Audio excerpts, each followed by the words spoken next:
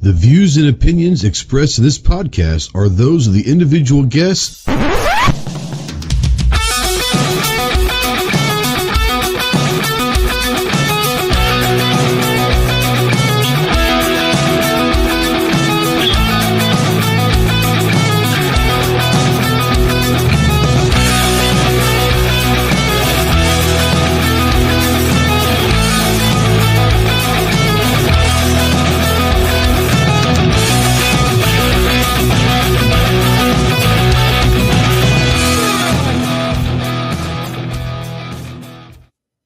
What is going on, my Ghost Squad? Welcome to the Armed Citizen Podcast Live. This is episode number 378. Today's date for the record is Tuesday, March 11th, 2025.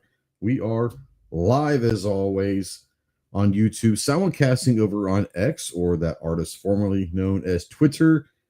And if you're out there in the live stream, go ahead and say something. We don't know that you're out there unless you do. This podcast this year is fueled by our good friends over at HRT Tactical. Our good friends over there, great gear. Maybe the best plate carrier that I've ever used. I don't know if you're into plate carriers, but they also got all sorts of. They got smoke grenades. They've got tourniquets. They got med kits. They've got all sorts of gear, survival gear, camping gear. They got some jackets. They've got war belts. Everything. If you're a gear junkie like I am, go check out our friends over at HRT Tactical. Tell them Ghost sent you. If you are out there, like I said, go ahead and say something. We don't know that you're out there unless you're out there saying something live. If you're watching this in replay or listening to this in podcast form, conversation does not have to stop here. Go ahead and utilize that comment section below.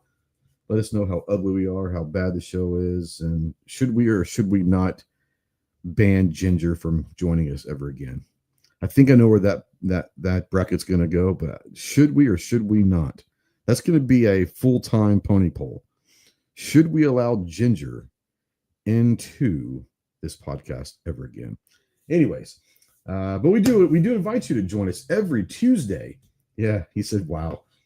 Every Tuesday at 7 Central over to the live studio audience, if you will. We have a lot of cool people out here that are like-minded. If you're new to this community, new to guns, whatever, or if you're just an oldie that just want to meet some new people, come check us out every Tuesday live into the studio and say hello and hang out with us over here.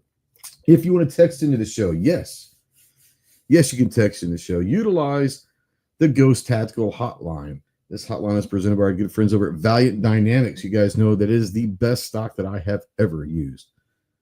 Bar none, hands down, the best rifle stock ever. Go check out Valiant Dynamics and check out the Evolver stock.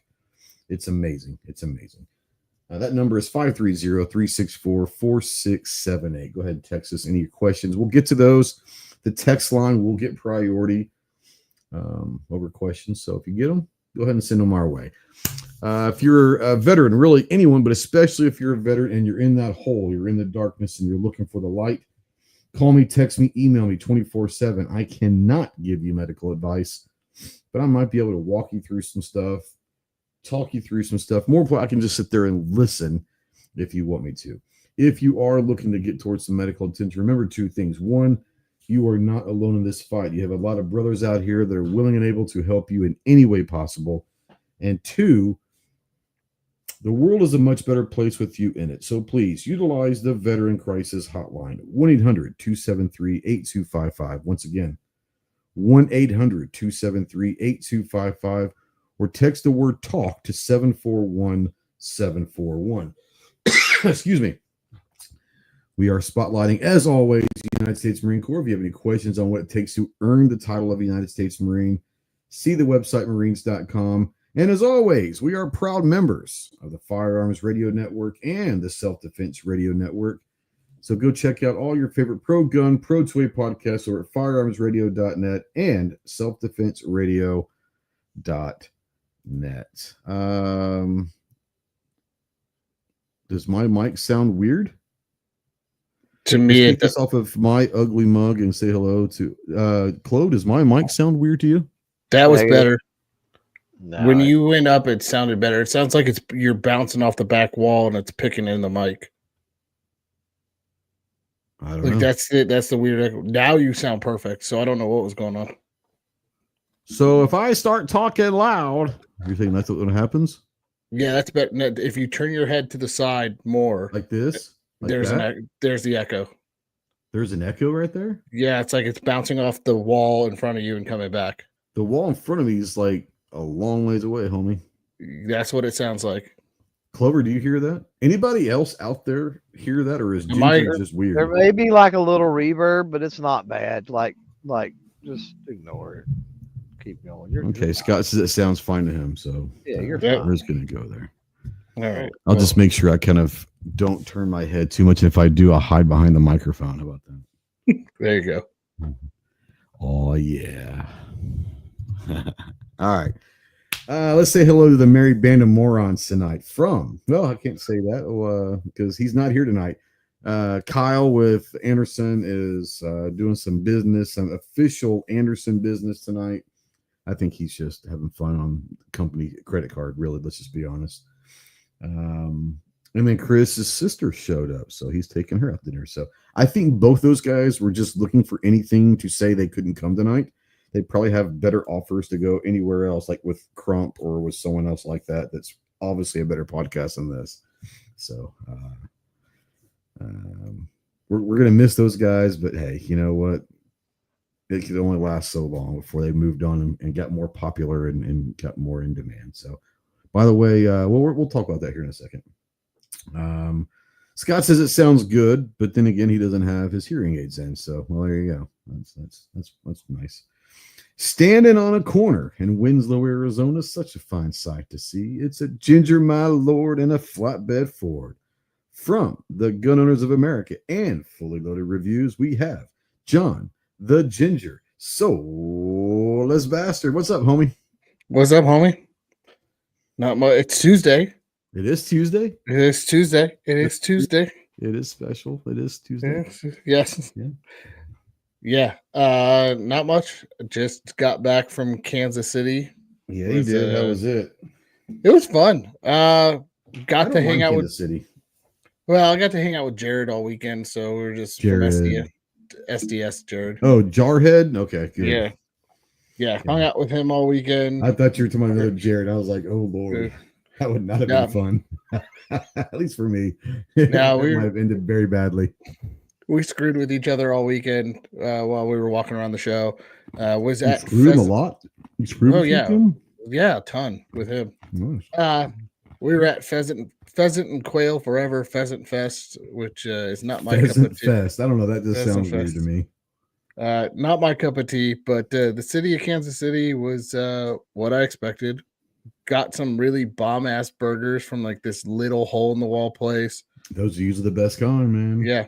Oh, dude, this was a diner established in 1939. Has like 4 seats in it. The place was packed. We got in there, ordered our food. It took 30 minutes to get our food. They were literally the girl turned around and started cooking, and it was that kind of place. So it was. I good. need to go there. I love places like that. Yep, 100%. Cool little vibe there. And then did not get any Kansas City barbecue. We were there. That was a not mistake. missing much. Yeah. Well, a lot of people like it. I'm not putting it down. I like Kansas City barbecue better than I do Memphis barbecue. That's just me.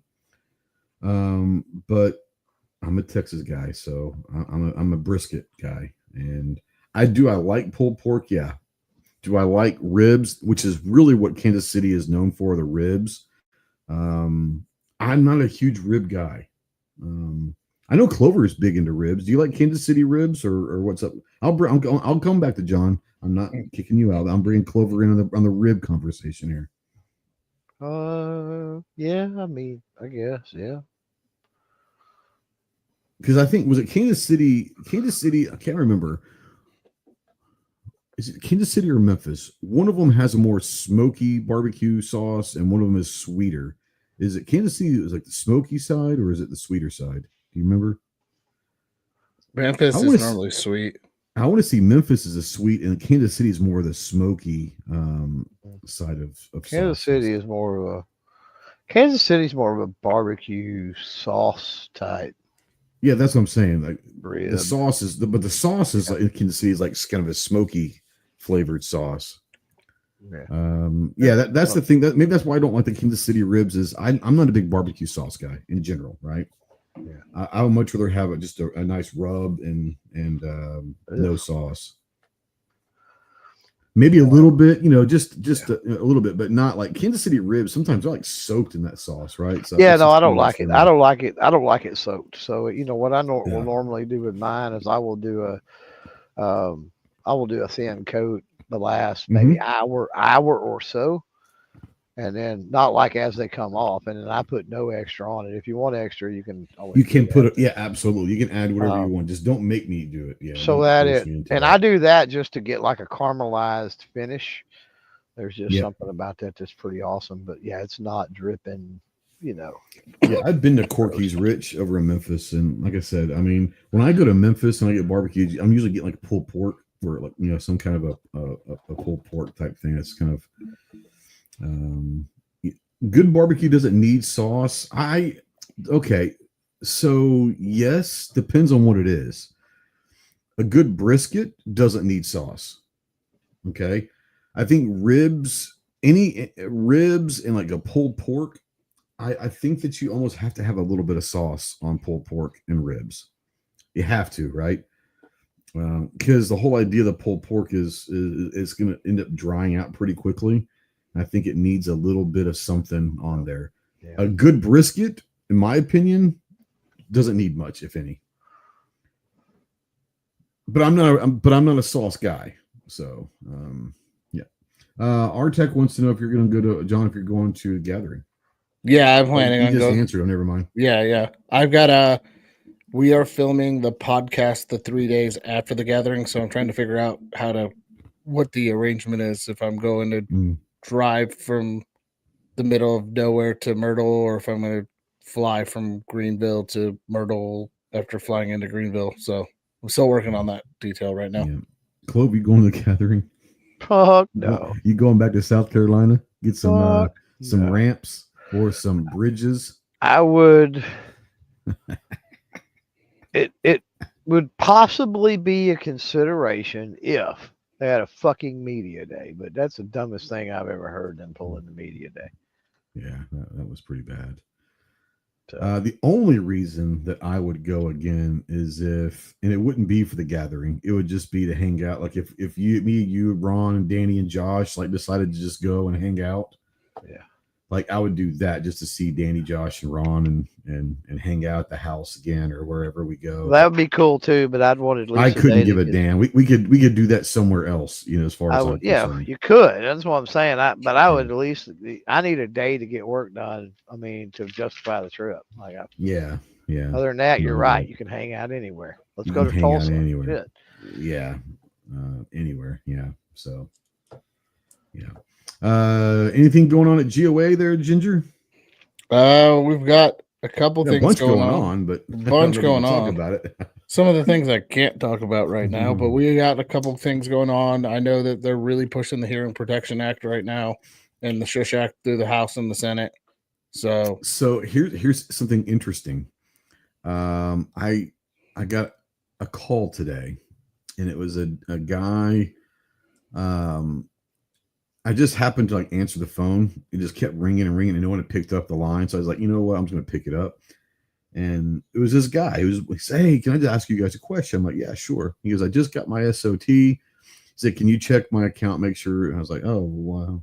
What's your account? And this, that, and the other. Sure enough, his SOT was there. Got it uploaded for us so he can start doing that. He's like, let me ask you a question. He's like, yeah. And he goes, the Silencer Central kiosk. I'm like, yeah. And he goes, is it worth it? And I was like, hell, that's kind of up to you, man. I said, he's like, well, here's the thing. And he's got a point if this happens. He's like, what if I spend 10 grand on that kiosk? And in the next month or so, the Hearing Protection Act happens and suppressors are no longer on NFA. You're talking about a dealer. Oh, you're talking about a dealer. A dealer getting a kiosk. Spending 10 grand, because back in the day, if you're one of the first ones that got in there, you didn't pay the 10 grand. They're 10 grand now for a kiosk. He's like, what if I pay the 10 grand? Yeah. And then the Hearing Protection Act passes, and now And I was like, well, I would imagine that Silencer Central knows that this is happening. It's a possibility that this passes. I'm sure that they are working on a contingency plan. I said, but I'm not going to speak for them. I was like, I would call them and ask them, say, hey, what's going to happen if I spend the 10 grand and next month something happens? But that's a valid thing, you know. And are suppressor sales going to slow down right now? Waiting to see what happens with the hearing protection. I think we're still months away. I haven't seen them slow down ever. No, they are building up actually right now. We're about probably a year away before we get anything solid. But even then, like, the wait times are so low and everything's going on, and the big thing is what's holding it up is that they have to find a way to replace that tax. And who knows how they find it.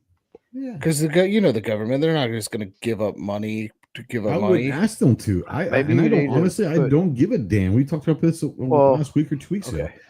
Yeah, I don't care where it goes. Just get it off the NFA or get rid of the NFA. Yeah. So fuck replacing their money. Sick Elon on them. There you go. That's always an option. I think he'd enjoy that fight. Yeah. Scott had a question. Scott, I know what you're talking about. Colorado. There's a lot of anti-gun bills going up in Colorado, and the issue so we get a lot of flack because we go into Colorado, we lobby, we help, like we fundraise, we help try to get stuff done. Problem is Colorado's lobbying laws are so strict that we can't get a lobbyist into the state house in Colorado to do anything. Like, we are not allowed to lobby in Colorado on the grounds. On the state grounds. Oh, no, in the state. We're not allowed to lobby in the state of Colorado at all. We can go in and do events, but we can't lobby. We can't do anything. Are y'all not registered in the state? They won't open. Registration's closed. They won't open up for new lobbyists. Oh. It's the dumbest thing I've heard. It's such a pain in the butt, but I feel bad for the people in Colorado because there's really nothing we can do right now until they change their lobbying laws and the way they work.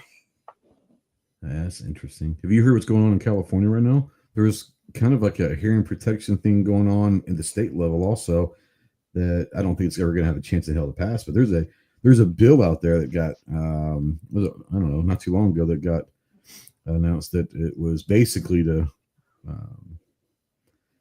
they're not saying that it can't be NFA because that's a federal thing, but they're trying to get suppressors allowed to dealers to sell suppressors in California. You heard about this?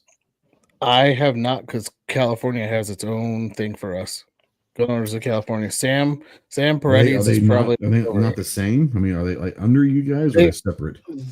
So here's what you need to understand about GOA. So GOA and GOC are the same umbrella organization, but they do. GOC does their own thing, their own lobbying. They have their own funding and all that.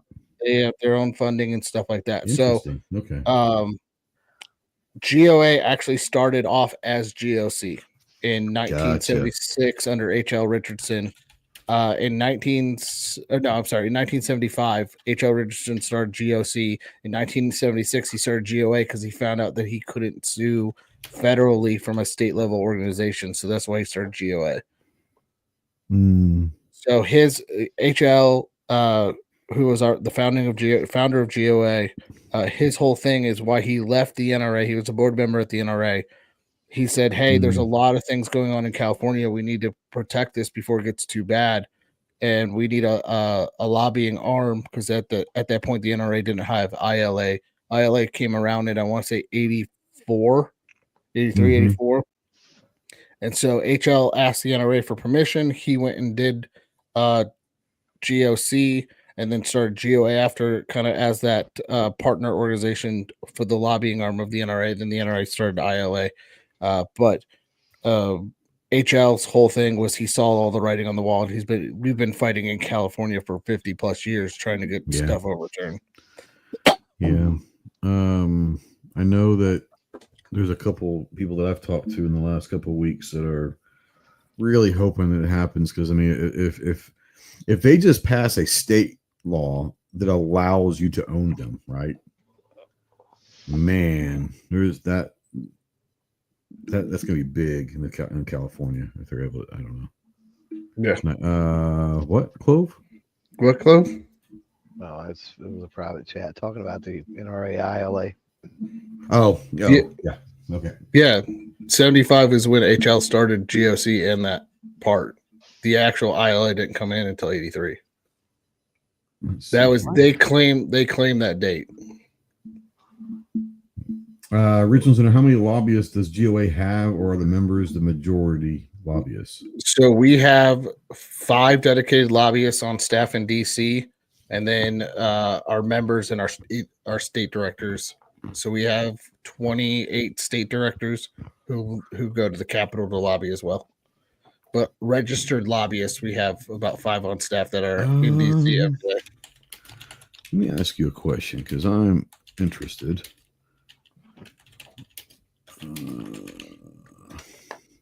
Does Arkansas have a state?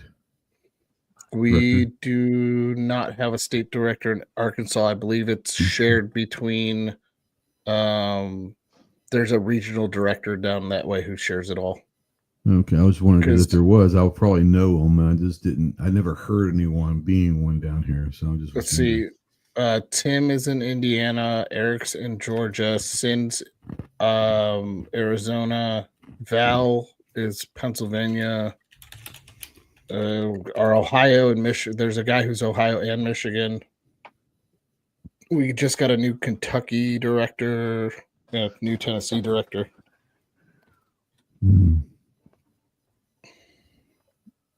Yeah, I was just wondering because I had never heard anyone doing anything for GOA in Arkansas. I figured if there was a director, I'd probably know him. So, yeah.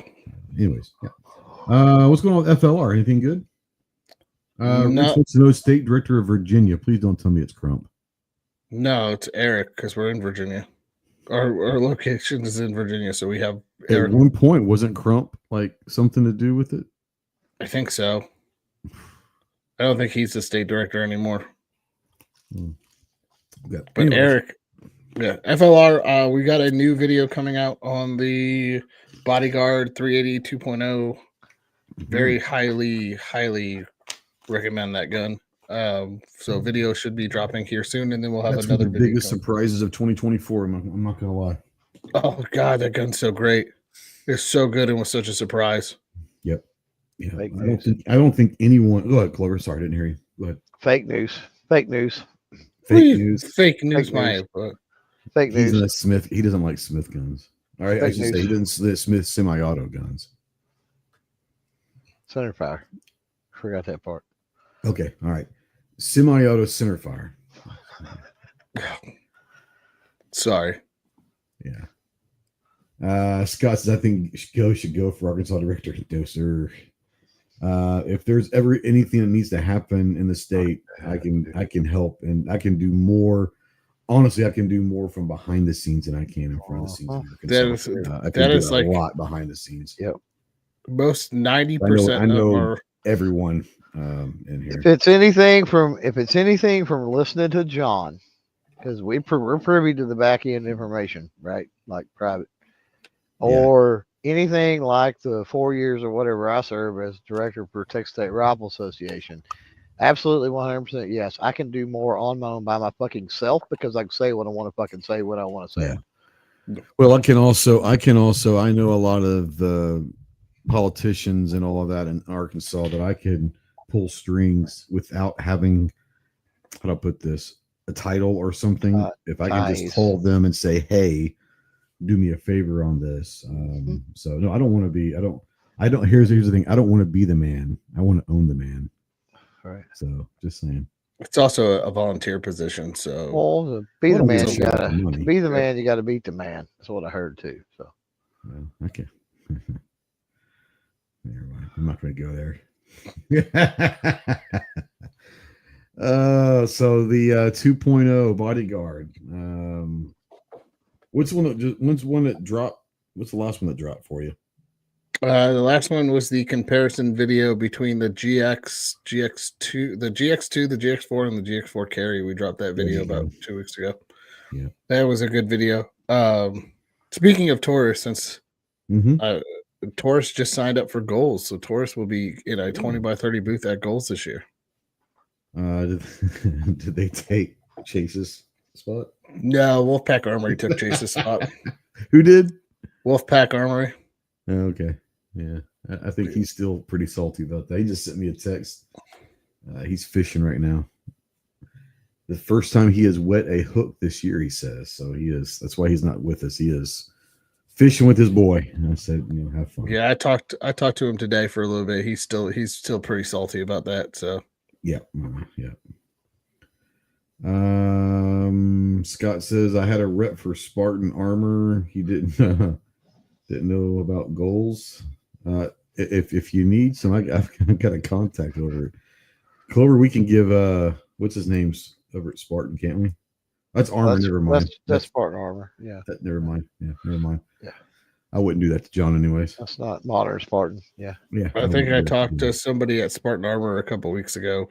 Or Spartan Defense. Or Spartan. Yeah. There's so many Spartans. There's Spartan and Core. I don't understand it. Spartan and Core. Core Performance, Core Wear, and they all spell it different. Yeah. Core rifles. I don't even know if they're still around, but those were fantastic rifles back in the day. Core CORE. Got 2 or 3 of them. They're great. Yeah, CORE. Yeah. Yeah, that was fantastic. My first AR was a Core rifle. Those. They're still around. I hadn't seen or heard anything about them for a while. I just knew they were back in the day. They were really, really solid rifles. They, from my understanding, they kind of turned into like a retail store versus selling their own products, but they still sell their guns. I don't know. I get emails from them every now and then. Yeah, they were solid back in the day, and like I said, I still got a couple, 3 of them. Well, they remind me of like the M&P Sports Smith & Wesson ARs. Not saying that they're like awesome or anything, but the Core and this, you can say what you want to, Clover, about the M&P Sports. The Smith's ARs. They're that one's right there is one. That one there. Yeah, they're solid. They're solid. Yeah, they fucking run, and that's what I love about them is they you can have a lot of problems. You're not going to have many problems with that. And you're not going to have many problems with the Core either. They're just going to fucking run, and they can run dry. They'll run wet, whatever you just run. And that's really all I care about. So yeah, big fan of the Core stuff. I talked to Core. I want to say it was NRAM 2019. I walked up to him. I was like, "Hey, you're my first AR was a Core, and I love it." And I told him what the setup was like because it was an M4 with the front post, and then the chrome barrel. He goes, okay. "Oh, you've got one of my first gun. You've got one of our first guns that went down. We don't do that anymore." That's pretty cool. You still have it? Yeah, I still have it. Nice. I would keep it. Yeah, I love that gun. It works. That's why no matter what happens, that rifle right there, no matter what happens, I'm not getting rid of the battle rifle. For some, I've got it tuned exactly where I want it. Like I know it's going to run. No matter what happens, if I've got to sell everything to survive, I ain't getting rid of that. That's the one that I'm keeping. So and I think it's got to be 10 years, fucking at least 10, 12 years old, at least. And it's still going to run, man. It's got thousands of rounds through it. All right. So speaking of ARs, when are you going to start doing some AR freaking content on FLR? You're only doing handgun stuff. Surely you've got something coming down the line, don't you? Yeah, a couple things. So we had a little segue there for you. Yeah, so we had the Dissy that I had to maybe the best, maybe one of the best ever built. I had to send it. I loved it. It ran. We had to send it back to Anderson to get the lower swapped out because the lower wasn't dropping mags. So that's back into the fold. But the Global Ordnance Monolith. Yep. That is Yep. Just got done filming that, and we've got the video coming to getting edited. Kurt's working on that. It's in the queue. But man, that gun shoots so good. We put KCI sent us like 14 mags for that review. And so I just loaded up. We were just dumping mags, and the gun got hot to the touch, and I put it down for like 2 seconds. Mm-hmm. And And I'm like, hey, maybe we gotta go cool this thing, let it sit and cool off. I picked it back up. It was cool to the touch. I was like, what the heck? That's insane that it got cooled down that fast. So we ran it so hot it started to smoke all the oil packing grease off. Yeah. And I was like, it's man, not a bad thing. Don't freak out, people. Don't freak out if you get a new AR and you put a lot of rounds through it and it starts smoking. It isn't smoking because it's getting ready to die. It's burning off the shit that needs to be burned off. Anyways, go ahead. Yeah. So it was like Kurt touched it. I touched it. I'm like, it was too hot to hold. We just barely put it down for it couldn't have been more than a minute. And normally with like a standard AR, when it's hot like that, it takes a couple minutes to cool off. It was a minute. I picked it back up. I was like, man, this is cool to the touch already. I don't know what magic they put into it. And that gas block. Now, the only thing that I had to call Cat on last week is how to take it apart. Because you can't take it apart like a normal AR. You got to take the front pin out first, then the back pin, and then you slide it forward before that spring pops out. You can't take it off the back pin and push up because that spring keeps it from coming out. But I love that gun. That's going to be my new go-to battle rifle. Nice. Yeah, that's good stuff. From the great state of Texas, the man, the myth, the gatekeeper, everything Texas pride, Mr. Saturday Night Special himself. What's up, Clover? Yo, what's up? Yeah. I'm here. Yep. All right. I'm here, Ross. It's good to hear. I'm here. Hi, guys. I picked up a VP9 Saturday. Fuck you.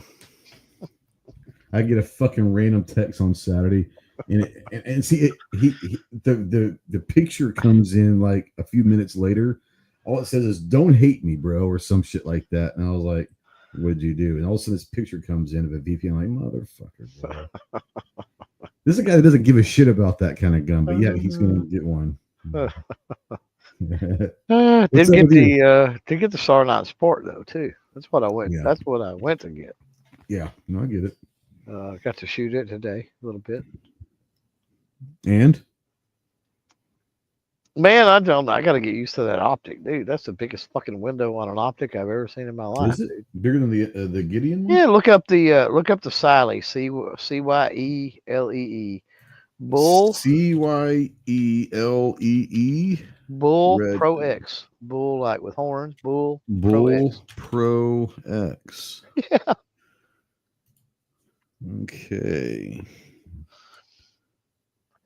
The X Pro. Maybe it's the X Pro. Yeah. Sally Bull X Pro 2 MOA and 26 MOA circle. No, mine. So it's a circle dot. Mine doesn't have a circle. Okay. Mine doesn't have a circle. Is it like a half moon type window? No, mine's just a dot. No. I want the windows. The shape of it is like a yeah, it's a big ass round. Yeah, like half moon type. Okay, yeah, that's what this is. Damn. Right. That's pretty good. Go to like Google Images. You looking at it on any guns? No, I'm on here on Amazon looking at it. Oh, yeah, hit like Google Images with it or something, and look at it on a fucking gun. Like it's like what the snap. hell? Right. Is it bigger than the Gideon Granite? I don't know.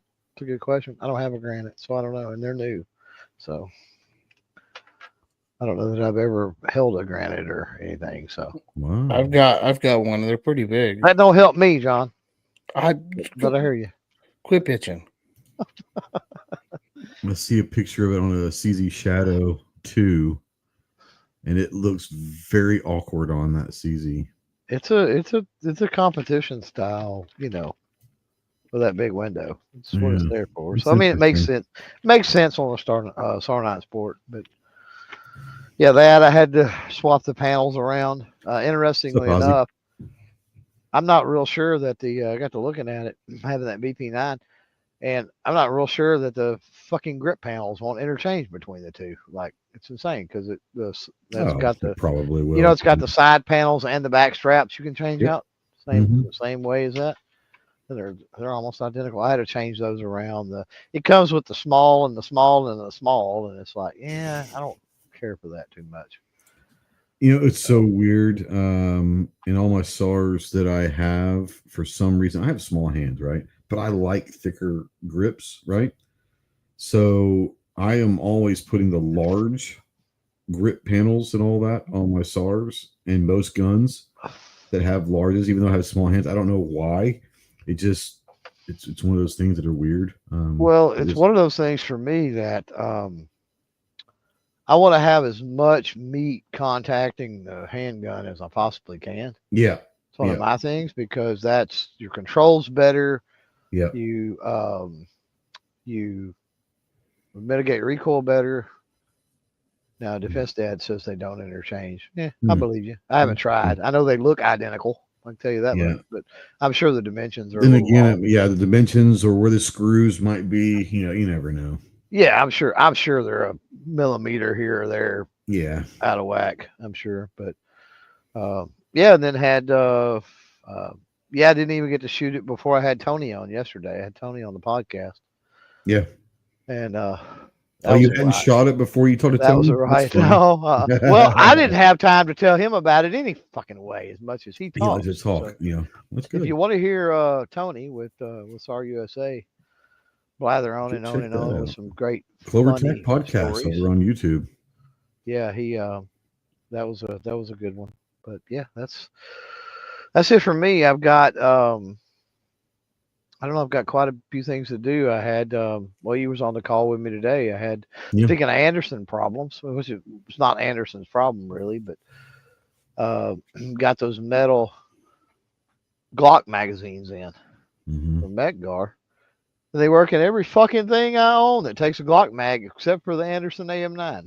And I mean, but they work in the Tiger. They don't even come close to fitting that. Like you get about an inch of the way up into the mag well, and it goes clunk and hits something that I can't figure out what in the world it's. But it does work they do work in the Kiger, right? In the Kiger and everything else. Yeah, that's so weird. Is it let me back up.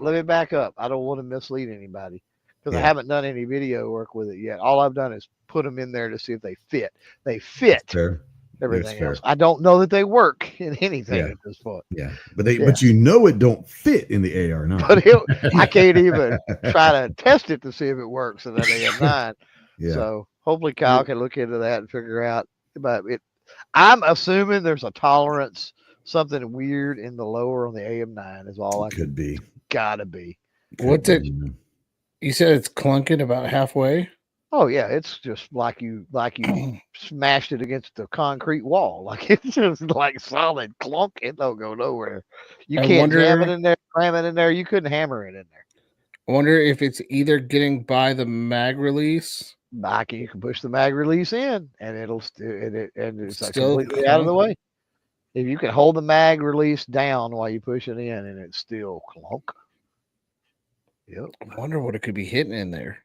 I have no idea, dude, but it's insane. Because I've even taken the calipers out and mic'd various points on my Magpul Glock mags, my OEM Glock mags, and those. And actually, the metal mags are smaller in pretty much every place that you measure. Like they're smaller, a little small, not a whole lot. We're talking thousands of an inch, right? But still, it's not like they're too big. Yeah, it's what I'm saying. They're not bigger. That's crazy. So I don't know what's going on. Scott says mag catch. Now you can take the mag catch out and it'll do it. So do you have any way of trying it in any other AR9 that's Glock compatible? That's a good question. I don't think so. I don't think I have another. I think that's the only 9 PCC I've got. Don't you have an XTAR, or is that's not a 9 though? It's 45. Yeah, never mind. Yeah. Yep. And your FFL's 45 minutes away from you or something like that. I wonder if you drive up over there and see if they can try it in anything. Well, I've got more stuff I'll have to pick up and whatever. And actually, I got a call today, which was fun. I got the guy that does a lot of the gunsmithing and stuff up there months ago. It was before shot. I'd said something to him about fitting a stock for one of my M1 Garands. And it's my beater, what I call my shooter, And the stock is just looked like hammered shit on that. That's one of the reasons I got it so cheap back in the day. She's fine, just it looked horrible. And I run across at a gun show like a new production stock set for $40. And I'm like, oh hell yeah. And so I stripped it all down. I was all excited. And I'm like, oh man, I gotta fit this son of a bitch. Like it's you know what I mean? Get in and inlet it and all that. And I'm like, I do not want to do that. And I was telling him about it, and he said, well shit, drop it off and I'll do it. So anyway, he called about 30 minutes before you went live. And he said, hey man, I got your rifle done. It's at the gun shop. So I'm like, yay. So now I gotta go get that too. And I've got to do the finish work. All he did was inlet it and you know what I mean, get the barrel in the action and get that shit in there, right? So now I got to do the outside and smooth things up and stain it or, you know, that sort of thing. So looking forward to that. That'll be fun. Yeah, I mean that sounds like a fun project. Have Defense? you ever inletted anything? No. Yeah. I don't. It's man, I got the shit to do it, man. I got the graphite powder and I got all kinds of other stuff to do it. But oh my god, like chiseling little pieces of wood or something and getting in there with Dremels and other little pieces of sandpaper, like it's too tedious for me. Like I can't do it. Like I can do the outside and clean up around the butt plate and you know do some of that kind of stuff, and then of course stain and put the final coats on it and the other stuff. But yeah, this is too tedious to inlet for me. Clove, Defense Dad had a question for you. Yeah, he said, do you have an optics ready VP9? No, that one I got is not optics ready. It's an old school. As a matter of fact, do VP9s have the paddle releases anymore? Yeah, the one I got from TriggerCon had the paddle release on it. Okay, they still do that? Okay. Yeah. I think that even the new ones have the paddle release. Okay. Well, this one did, and I didn't know if they still did those or not. I don't know how old it is. I have no clue. It's used, obviously. But it is not optics ready. I still haven't shot my VP9OR that I won at TriggerCon last year. I need to go out and shoot that. Hold on here. I'm trying to see if it has. I'm not seeing. I can't see. I don't know. I think so. The VP9 that it's on their website does not have the paddle release. Is it the new ones? It just says, I mean, it's on their website as the VP9. That's all it says is VP9. I'm really looking at the mag release button. So it's not a paddle on this one. It's a thumb button. It's a thumb button. VP9F, the A1F has it. The new K version looks to be, let's see if I can zoom in. Paddle release on the new K version too. Let's see the VP series. I'm looking at the A1 Fox that looks like a paddle. The A1K looks like a paddle. So yeah, some of them are. It looks like the only one that I see is the VP9. OR. The OR is a button now. My OR it's the VP9L, the long series. It's the competition guns. They've got button release. Yeah. The match and the L have the button release. Yeah. Yeah. And that might be a competition thing. Also, the SK looks to have a button release. Rich has got a great question. What would be a primary use of a 300 blackout 9-inch AR pistol? So this is going to be great because we've got a couple different people in this that would have different uses for this. I think that would be a phenomenal CQB home defense room clearing gun, suppressed, running subsonic ammo inside of a home and all of that. I think it'd be great. Agreed. I think Clover would also, I think I agree, but I think Clover, you would also say that there's probably some decent hunting with hogs or whatever. There'd be some. I would. I don't know about a 9-inch pistol, but what would you say, or Yeah, John, it's fine. 9-inch pistol, 300 blackout? What would you guys say? Hunting reasons, or I mean, Anything that you hunting want thing? to do short of bird hunting, like literally. Okay. Like So literally. like varmint or got- even coyote. The barrel is going to make a world of difference. I'm not in a 9-inch. I'm not going to mislead or lie about that. A 10 or 11 inch, 10 or 11 inch, you could get by with a more budget minded, I think, barrel. But when you get down into the, especially 8 and 9 inch, I wouldn't ever go a 7 or below an 8 on a blackout. But, Is that for ballistic reasons or what? yeah, it'll function fine. It's just, ballistically and accuracy wise, Yeah. it's hard to find a good barrel. I want to say I saw a study that said it's like it's not the exact, but like a 10.2. Yeah, 10 inch roughly is like the ideal ballistically optimal for the 300 blackout. Yeah. So anything that 8 to 11, it's probably going to be just fine. Yeah, but I'm running an 8.5 inch. I've got several blackouts, but I've got an SBR 8.5 inch shilling match barrel. And I'm 250 with 2 to 250 yard, holding 2 to 3 MOA groups with 110, 115 grain projectiles. Like really, it's nothing all day, every day. Yeah. So that's what I'm saying. Anything you want to do, basically. Yeah. You're fine. What's your twist rate on that 1 and 8? So here, I'm pretty sure it's a 1 in 10, but I'm not positive. So 1 and 8, 1 and 10 were like really popular for 300 blackout. Now a lot of people are switching over to 1 and 5 to help. Well, they're going shorter barrels, but they're also trying to extend the. Here's the thing: if instead of trying to extend that, what do you call it, effective range, that's not what it's for. Like, you don't need that thing screaming out of that rifle. Unless they're trying to stabilize it more.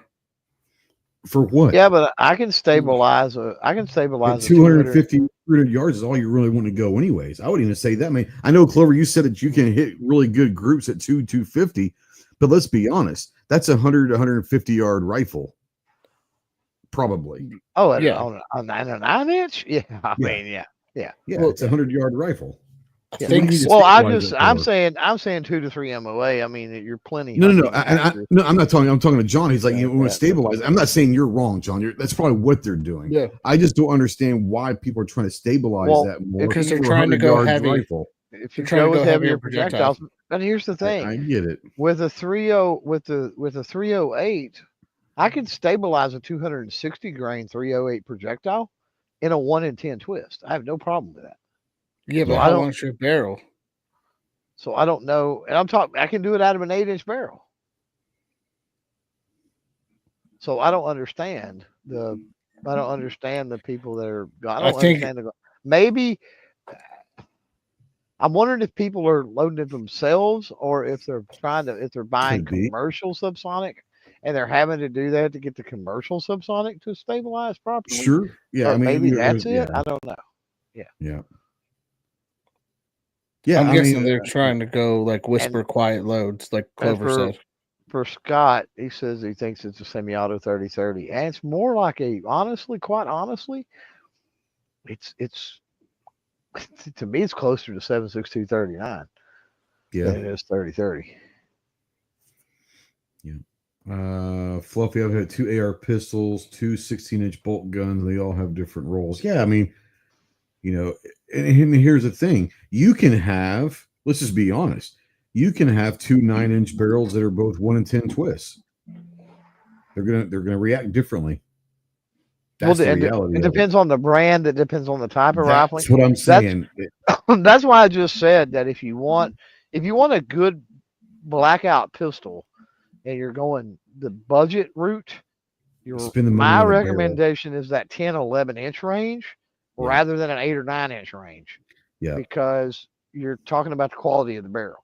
Now, if you get a really good quality barrel, 8 or 9 inch is not a problem. Well, 2 things. Yes, the quality of the barrel at that 10, 11-inch, but also, let's just be real about it.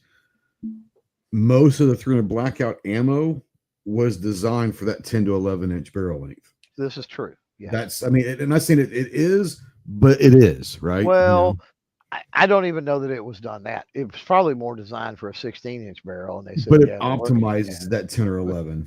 Yeah. I mean, it's actually works better. 10 or 11 is a sweet spot. Yeah. Yeah. And there's nothing wrong with the 9. I would probably go that 10 and a half. It doesn't really matter, but yeah, I mean, if you're talking 3 in a blackout, I definitely I could give 2 shits about hunting with it. But a 300 blackout running subsonic with a can might be the second best room clearing. And the only reason why I say that is it's going to sound crazy, but I've done it before, and I'm going to build another one. I'm going to work with Kyle on this. The greatest CQB room clearing rifle that I've ever run, for some reason, a 308 and 12-inch is 12 and a half inches. I don't know why. There's something about that. It for me, it feels perfect. Yeah. Like, I don't know why. But a 308 and 12 and a half inches is awesome. And so I'm working with Kyle. We're gonna build our own breacher rifle or pistol, whatever. But there's a range. I don't know, a little more than an hour away from here. Maybe it's got a shoot house. Yeah, and that shoot house has steel. And inside of it, nice. Ooh, that's interesting.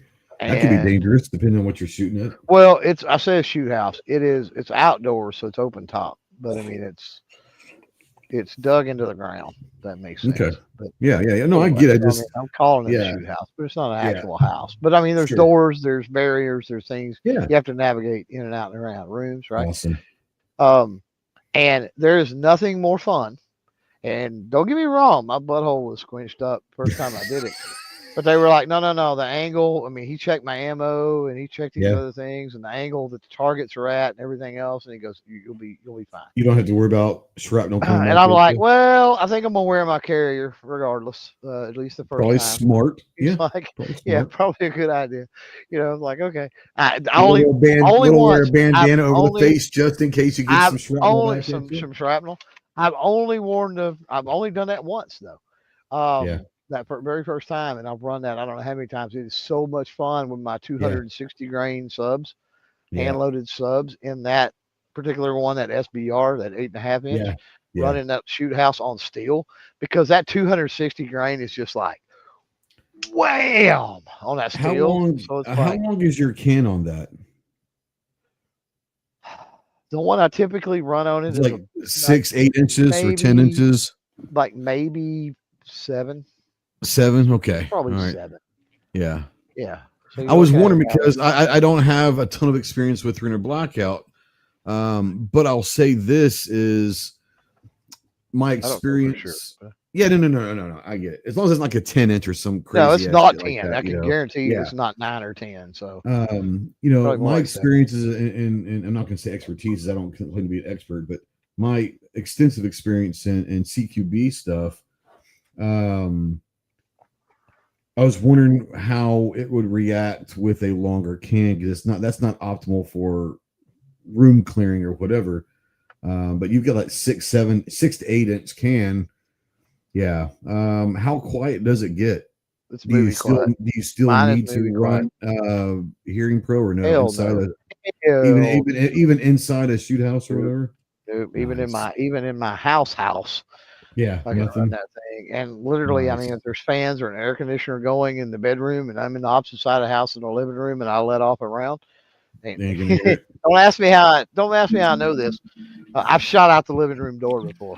That's how I know this. Like, you can't hear it with the air conditioner going and the fans in the bedroom. You can't hear me shoot from the living room. Nice. John, you just feel like you got something to say here. Okay, so you and I were talking last week about 300 blackout and 350 legend. Do you remember our conversation about that last week? Phone? Or on the phone. On the phone. Okay, yeah, because our conversation on the show was 300 blackout and 458 SOCOM, which I think is a fantastic comparison. But go ahead. Yes, 350 legend. Yes, sir. So we're talking about 350 legend. I think a 12.5 inch suppressed subsonic 350 legend would make a fantastic home defense gun. I don't have enough experience with 350 Legend to Could be. say that either way. I think Clover's got some experience. I have shot a 350 Legend, but I don't have Could be. enough experience to know. Clover, what do you think about? I mean, a 12-inch ish 350 Legend. I don't know. For the average person, I mean, maybe. What's the how heavy does what's the heaviest 350 Legend there is? What is the 350 Legend ammo grains. what does it say? It looks like the highest I'm seeing is 180.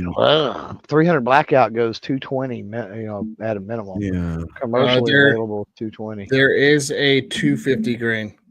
Yeah, I'm There looking. is? It Okay. says Hornady subsonic 250 grain. Okay.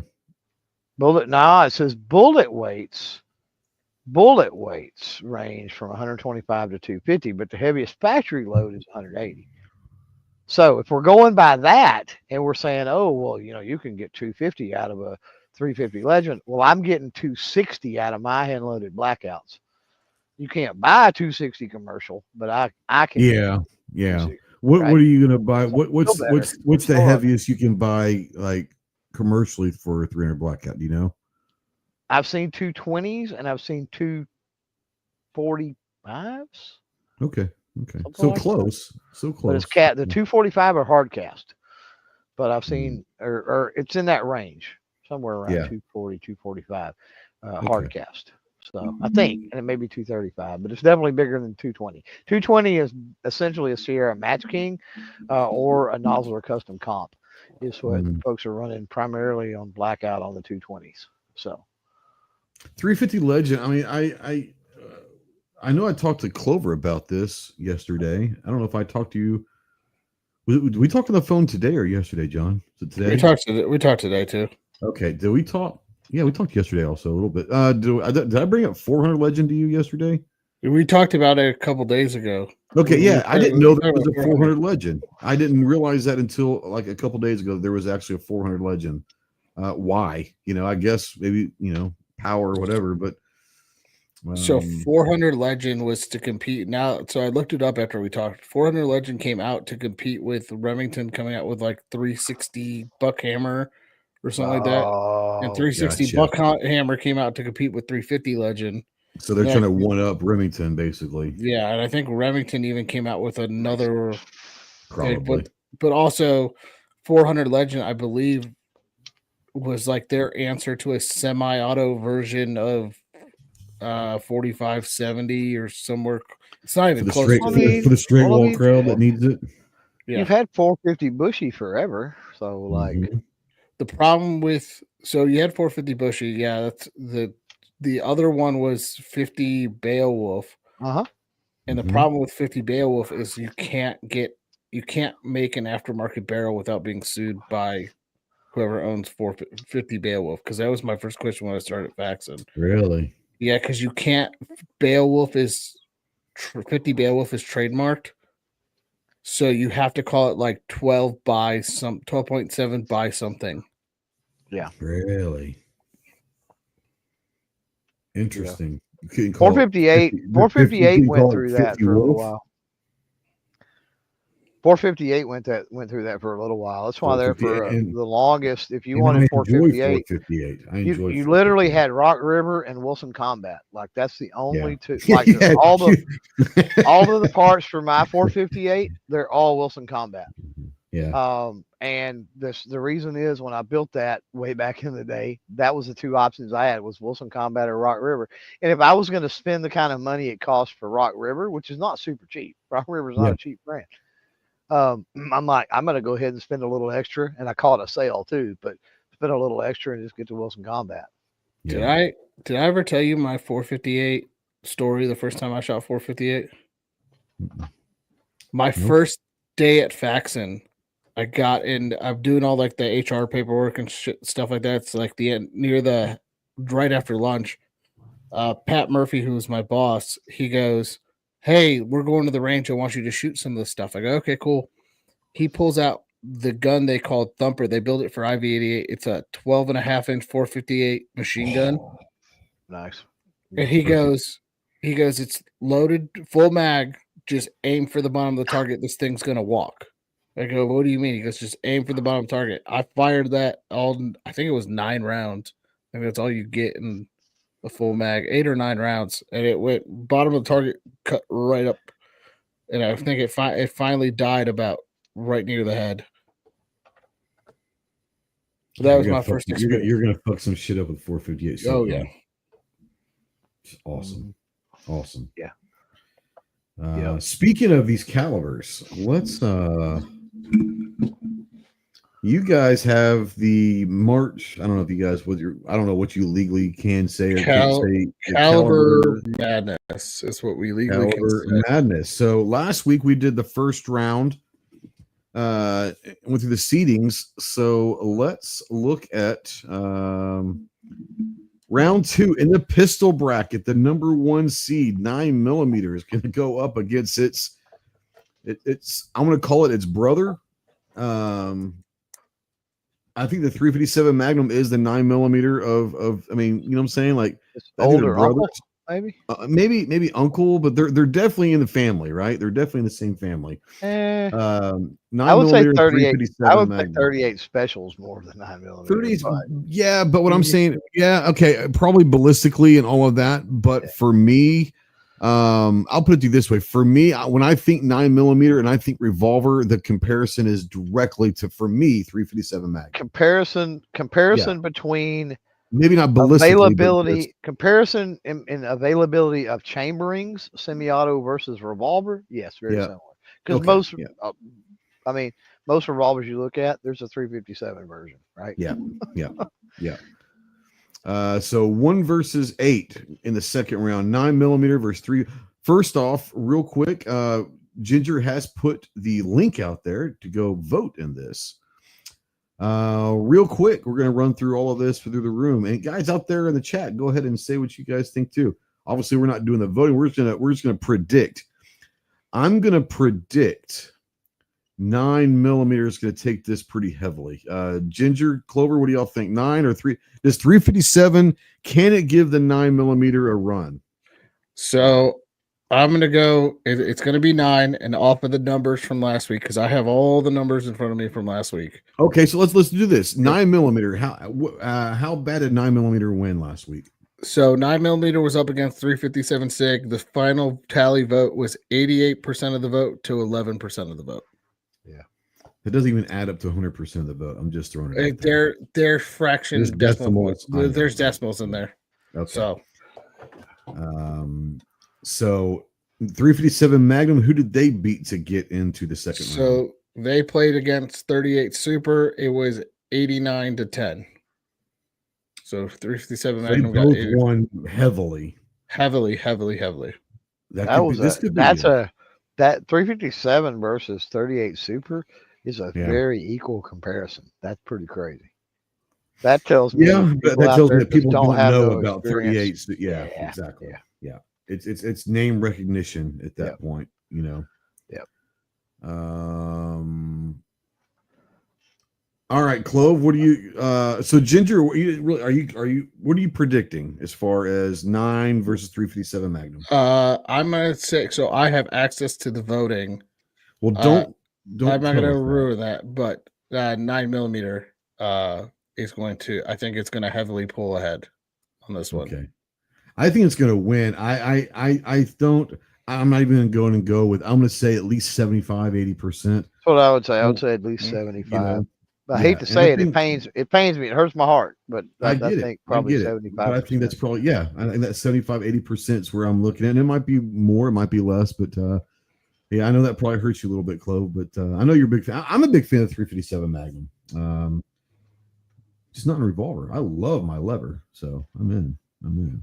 All right, the 5 versus. So we had an upset, by the way, in the next bracket.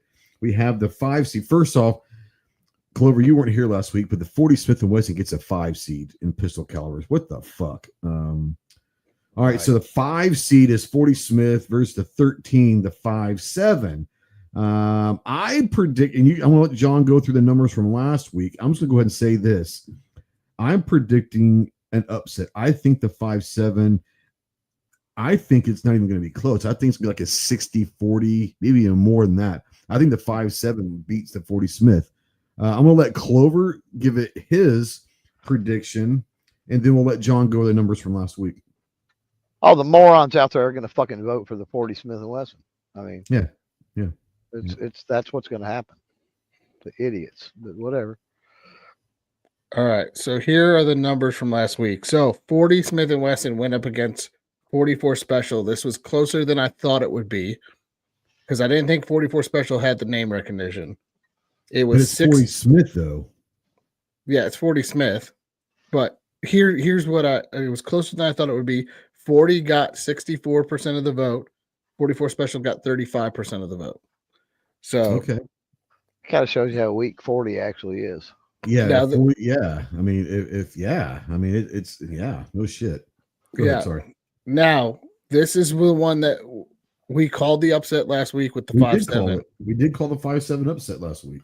This was close, very close. So 5-7 went up against 380. It was a 51-48 vote. 5-7 squeaked it out. Isn't that crazy? I can see that. Yeah, both kind of niche at this point. I can see that. They are. But the 5-7 I think has had a little resurgence in the last year or so. Especially with now the Kel-Tec coming out with the 5-7. A lot of new stuff. Yeah. Mm-hmm. Yeah. So I think the 5-7 beats the 40. Now, John, you've got numbers to back your where you think where is this trending? 5-7 or 40 at this point? Right now, looking at the voting, I think we're going to be trending 5-7. I think 5-7 is going to squeak it out. It's going to go into the next round, and I think it'll die in the next round. But I think it'll make it to the. It'll probably get smoked by 9mm next round. Oh, yeah. But the fact that it makes it to, basically what is what would be the 2, 3, 4, 5, 6, the final four in the pistol bracket. It's kind of interesting, but yeah, we were talking about the 5-7 because the way that the bracket was there for the 5-7 to do a couple upsets there, and I think that anyone in their right fucking mind is going to pick 5-7 over 40 Smith. Just saying. Real quick, Faye says, "Why is your code name Clover? It's obvious Ghost isn't a ghost." Well, I'm not a ghost, but that was my call sign in the Marine Corps, so that's why I go with Ghost. Clover, what? I don't have a code name. I know, but what I'm saying is, well, your channel name Clover Tech. I think what she's saying is why are you Clover? And honestly, I don't know if you've ever publicly talked about why Clover came from it. I've talked about it many. Not with me. Not really? On this. You sure? No, we have, but I don't think we have on a podcast. I think we have.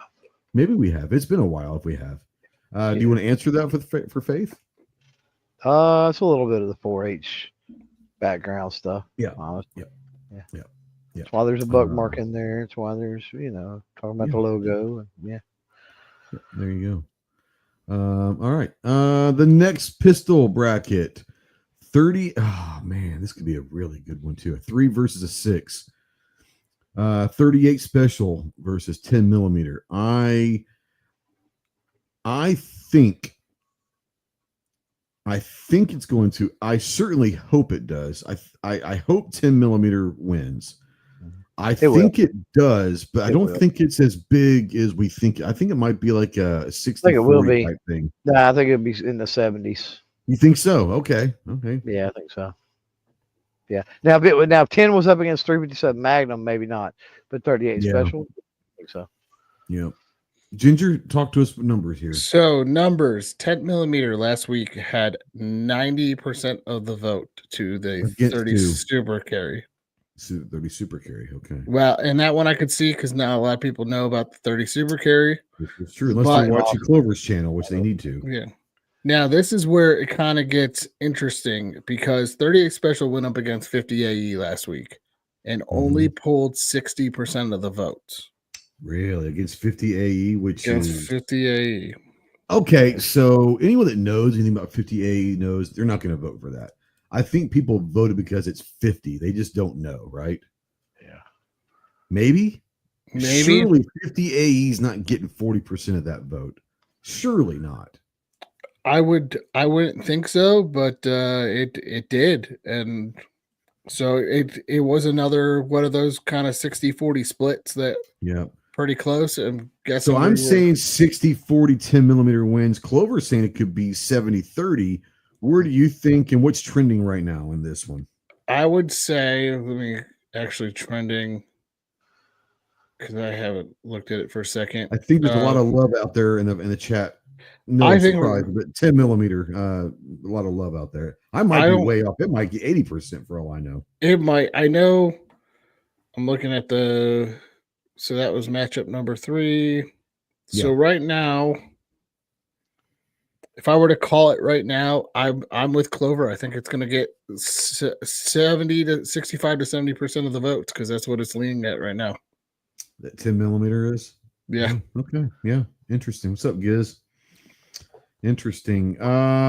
This next one, I'm going to say nostalgic wise might be the best battle of it. That's a senior citizen battle. That's it a grandpa is battle. The AARP bracket, if there ever was one. Yeah.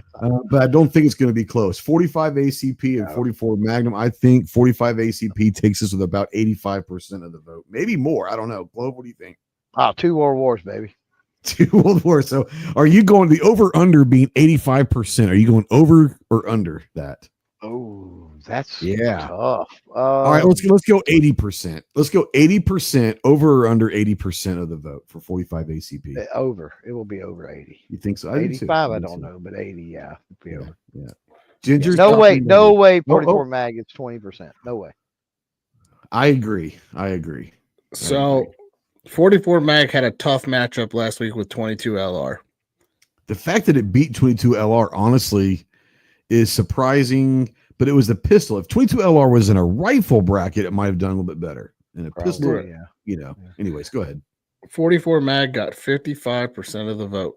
55-45. Interesting. Yeah, 55-45. Now, here's the biggest winner of the entire bracket so far is 45 ACP at 98% of the vote versus 32 auto. Which it should have gotten 100. Yeah. It should have gotten 100.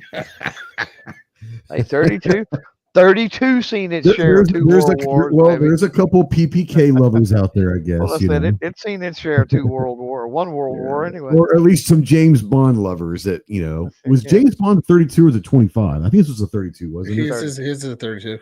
Yeah, so there's some James Bond lovers out there, maybe. I don't know. I'm going to answer Wes' question because... Yeah, absolutely. His question for those watching or listening to the podcast real quick, why was the 22 LR in the pistol? It has the poll was rigged. Because it's all rigged, people. Because Ginger did the poll. Because Ginger did do the poll. No, I put 22 LR is a very popular self-defense, quote-unquote, pistol cartridge. So I moved it over to the pistol and put 22 Magnum in the rifle.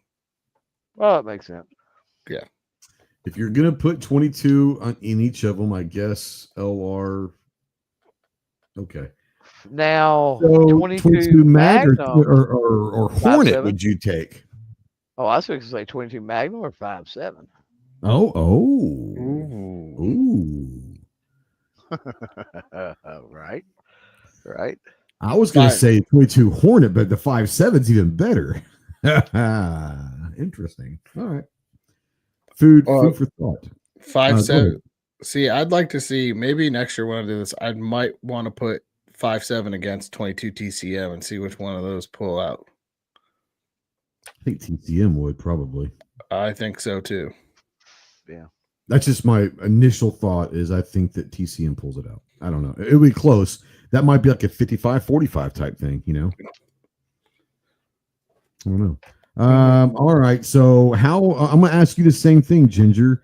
Over under of 80%. Do you think the 45 ACP takes it with over or under 80% of the vote? I would say it's going to be over. Okay. All right. I think so too. I think 45. I'm going to say, like I said earlier, I think it's going to be a 9mm 45 battle for the battle championship. Royale. First off, that's going to be huge because both of them are pulling similar numbers. Like they're both pulling 90-something%, right? In the first round. 9mm only had 88. Okay. I mean, close to 90. Yes, we could call it 90%. It was also going against 357 SIG, which shouldn't have been a 16C to begin with. Let's just go face that. Yeah, you can argue somebody You else. should have put the 357 SIG against the 40 Smith in the first round and said which one, because we all know who would have won that. 40 Smith would have been knocked out in the first round. Just throwing it out there. Not wrong. All right. All right, let's go to the rifle bracket. I love this stuff. Now, let me ask you this, because there's going to be someone out there that asks, the number one seed is 556. 223 is not in the bracket either. So it is 556/223, correct? Technically, yes. Okay, I just want to make that out there for people that are going to go vote. Don't be looking for 223 Remington out there. The 556 is going to encapsulate both of those. So, all right. One in the second round, the 1 versus the 8, 556 versus 300 Blackout. I'm going to go 556, and I'm going to say 75% of the vote. Clover, what say you? No, I would agree with that. It hurts my heart, but I would agree. I know it does. Yeah.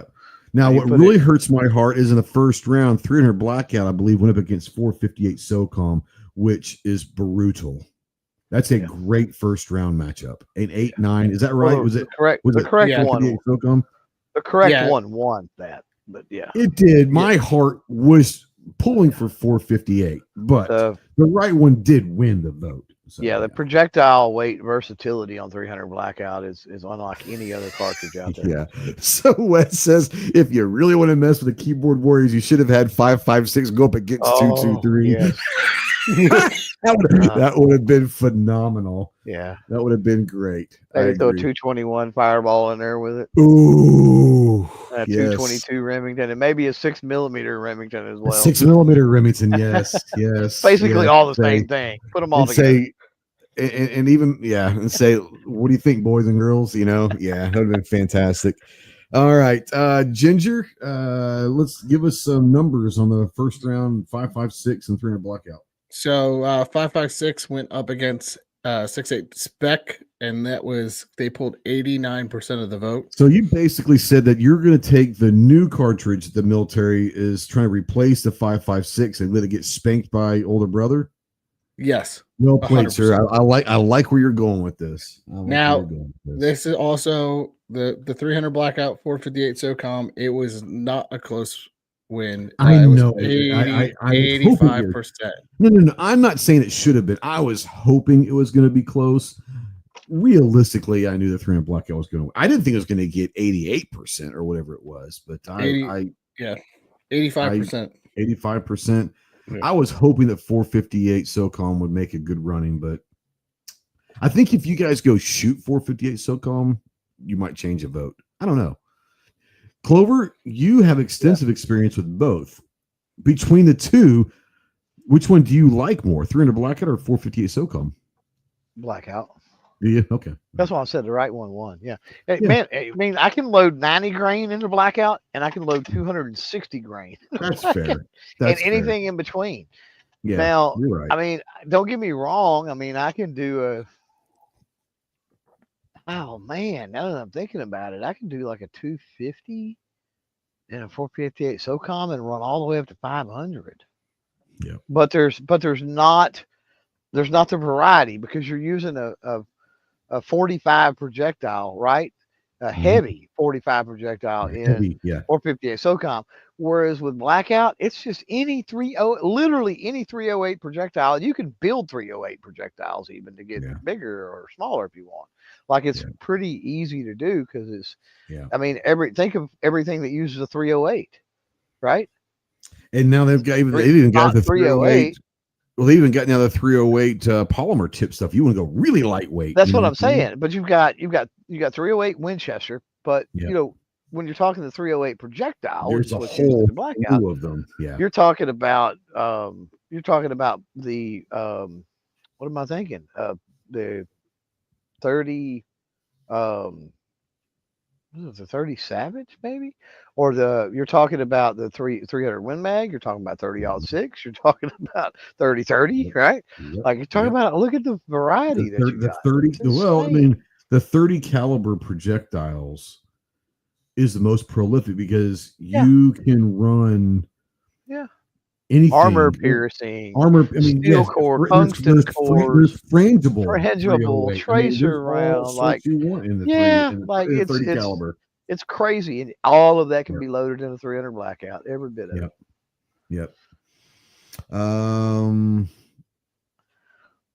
Ginger, what say you as far as numbers that you think? I still think Here? I think trending numbers are for the 5.56. I think 5.56 is going to make it all the way to the final.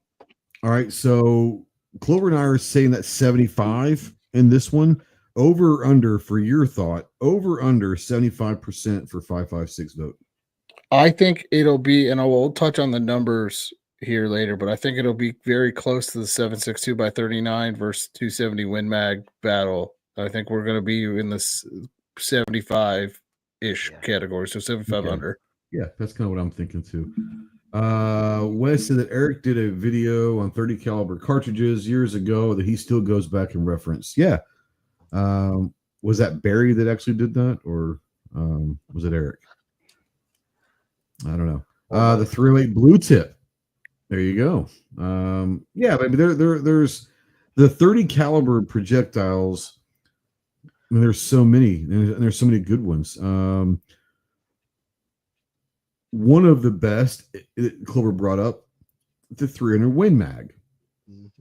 That lost in a battle last week, which I am supremely upset about. I believe it went up against 6.5 Creed, did it not? It did. So the next round is the 6.5 Creed versus 50 BMG. This is the 4.5. The 4.5. Yeah, so I'm gonna let John be quiet here for a second because he's gonna bring me numbers. 6.5 should win this, but I think it's going to be close because I think people are enthralled with the 50 BMG. I think 6.5 wins this, but I think it's about that 55 to 60 maximum.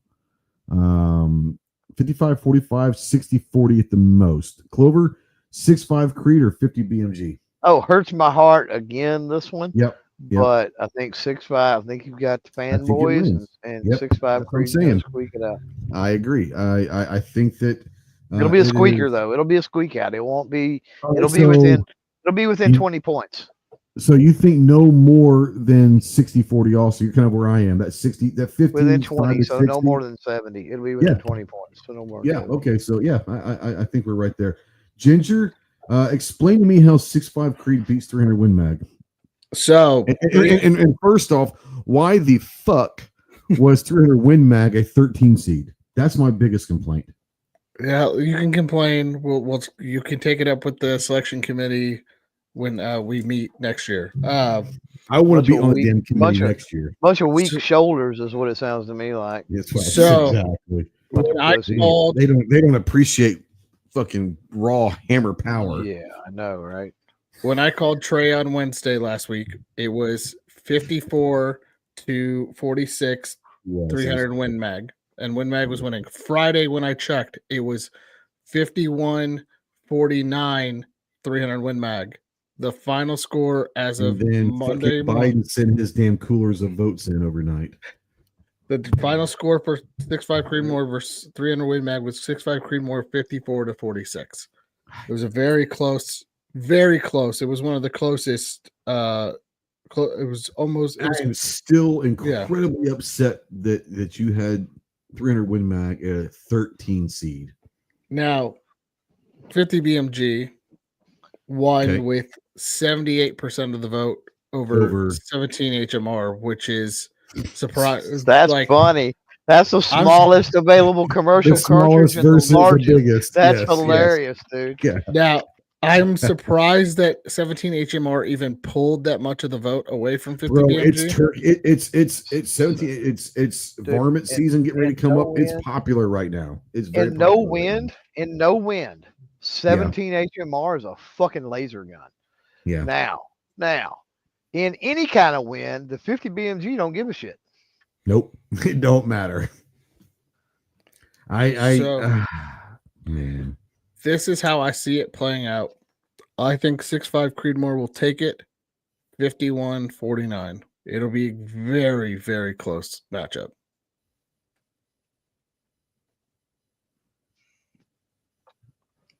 Who are you picking? It'll be Creedmoor. 50. You It'll think be close. Creedmoor? Yeah. You think 55 or 60 or kind of where we are, it's going to be less than 60-40? It'll be 51-49. And Really? looking You at the think it's going to be that close? listen, right now, current voting, it is Creedmoor 49.37 to 50 BMG 50.63. It's going to be a close. Wow. But you think you think 6'5" is going to carry it? I think 6'5" will carry it. It'll get the last minute upvotes that we saw over the weekend. I think 50 should, but I think 6'5" will carry. I think it's going to be about 55. Yeah, they're gonna end up winning, unfortunately. But then it has to go against 5.56 next week, so we'll see. Yeah. Next one, 3 versus the 6, 308 versus 30-6. I honestly, this is just me.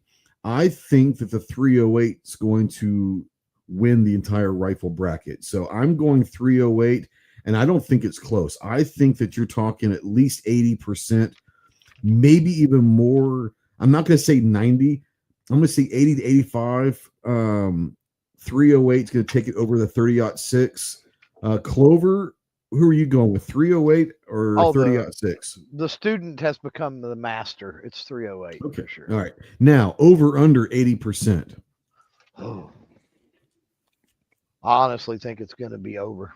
Do you really? Okay. Yeah. Do you think it's going to get to 90? I don't think it's going to get to 90. I don't think it will. Be 80, 85, somewhere in it'll there. be in that 80 range. Yeah. Yep. Ginger, give us some numbers. All right. So 308 was up against 243 Winchester last week. Oh, wow. They got 93% of the vote. 93%. It just beat the shit out of little brother. Not enough buds in the poll there. Apparently not. Now, 30-6 was up against 338 Lapua. Man, this hurts me too. 65% of the vote went to. I get it. I get why 30-6. It probably is in this realm a better choice. I'm a little disappointed. Now, I will say that they both led the entire time, and neither of them actually did much movement. I do think 308 will win out, which brings it to the matchup that it's going to face afterwards. Hold on before this. You think 308 is going to win? And I'm going to ask you the same question. Trending 80% over under. Which one do you take? Well, current trends says that it's gonna be a very close matchup. It's right now it's 77-22. I'll buy it. So it's 77-22. That's not a close matchup. No, he's saying it's close to that 80. So he's close to the 80. He's not saying it's a close race. It's close to that 80%. It's close to that 80%. Shit. Sorry. Yeah, if you think 77-22 is close, we need to talk. Remind me not to let John place bets for me, please. Yeah. It's close to that 80% that he's talking about. Sorry. Oh snap! All right. The last one is a 2 versus the 7, both favorites in their matchups in week 1. Round 1. 7-6-2 by 39 is a 2 seed going up against a 7 seed 30-30. I don't think this should be close. I think it's going to be closer than it should be. I think 7-6-2 by 39 wins, but I think it's going to be about 65%. I think it should be about 80% personally. But I'm going to say it's about 65 to 70 at the most. Clover, 7-6-2 by 39 going up against 30-30. 7-6-2-39, I think, is a contender to potentially even take it all, man. It is. There's a reason why it's a 2 seed. It's a 2 seed, you know. Yeah. I think 308 ends up pulling it out, but I mean, it's right there. Man, over the 30-30. Over the 30-30. So it definitely takes the 30-30. That's sure. So that's, we know that. Or that's I'll say that's a given. Percentage wise, man. Yeah. You say it's not gonna. You say you're under 70. I think 70. I think that it's gonna. I don't think it goes over 70. I think it's close enough. There's a lot of 30-30 fans out there. 30-30's got a long history, man. There's a lot of people that their first rifles were 30-30s. You know what I'm saying? I think it's. I think it's gonna be 70-30 around there. So let's say over under. Let's say over under 65. How about that? Under. I would say under 65. Under, really? Okay, it's gonna be closer. It's gonna be closer. I think it's gonna be closer. I think it's gonna be in that 60 range. Really? Okay, interesting. I think so. Yeah, that particular matchup, I think, will be. Once you get 30-30 out of the mix, depending on who the next one is, it all changes. But you're right. I think it'll be 308 in the next round. If 762 gets through, it's going to get 308. It's going to get killed. There's a strong 30-30, but that gives us 30-30 and 308 if 30-30 was to pull that off. This is true too. And it's and like, that could be interesting. That's messy, but if 7.6, I think 7.62 squeaks it out and gets rid of 30-30, and then you don't have to worry about.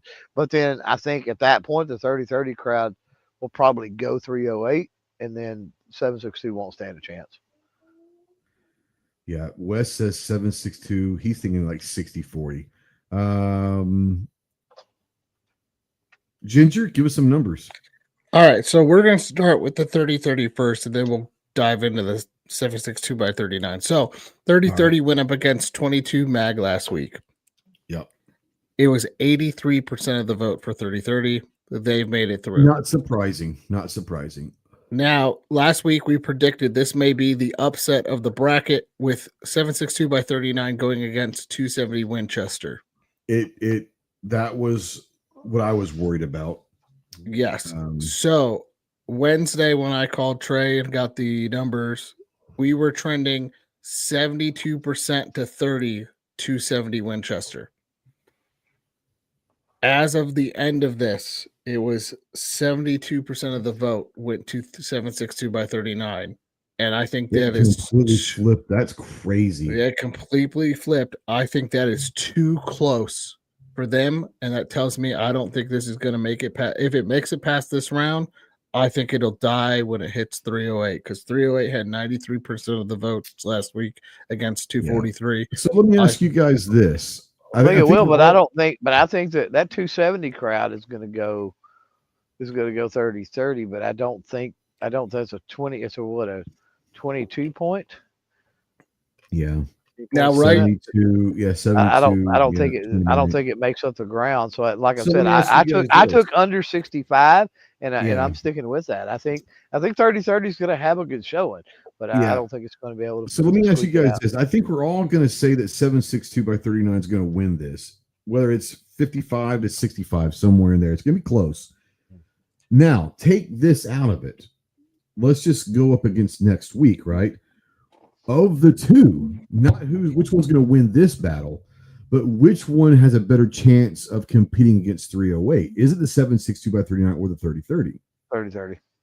I think it's 7.62 by 39 has a better chance to compete against 308. I think it's 30-30. I think the numbers of the 30-30 crowd out there makes it viable. I don't think it wins. I say 30-30 because it's more of a demographic in each caliber, and it's going to split the vote. So it's going to be closer, which creates more of a potential for the 30-30 to win. I think the 308 wins, but I think the 30-30 gives a better competition than the 7.62 by 39. I think so too. Say that. Yeah. Now, I will say this right now. We're looking at the numbers. Now, this opened up yesterday. Midday. What's the early trending here? Early trending. Too early to call. But, too early to call. Yeah, the early trend is what? 71.6 to 28.4 in favor of 7.62 by 39. And then we're talking, So I think we're going to be seeing either a resurgence or something there. And I know we didn't touch on the 5.56. 5.56 right now, first 300 blackout is 98 to 1. Yeah, wouldn't doubt it. Yeah. G Webb says this is like wrestling, completely scripted. No, it's completely bullshit because Ginger doesn't know how to fucking rank this shit. Fucking 300 Win Mag is a 13 seed. You outside your damn mind. Chat GBT, my friend, ranked this You wrong. need to actually have a fucking committee next year. I will. I'll do a Yeah. committee next year. We need to have a committee next year. And no, I think this is, I love this stuff. This is so much fun because it's all subjective. Wes is right. Wes says that newer shooters are going to know 308 and 762 more than they are 3030. I agree with that. When I say newer shooters, I'm thinking like the younger people or people that got into guns in, let's say, in the last 10 years, right? Yep. The AK Especially world, if they're the AK world is kind of a lot more out there in the last 10 years than it was, and 308 is 308. Yeah. Yep. Now, we never touched on the pistol numbers, so I'm going to go through what it's trending right now. We didn't So do the pistol trends? No, we didn't. Well, let's go. Let's start there. The 1 versus 8, 9 versus 357. What's the trending numbers? 98 to 1. 98.58 to 1.42, but I'm just going with the front number. Wow.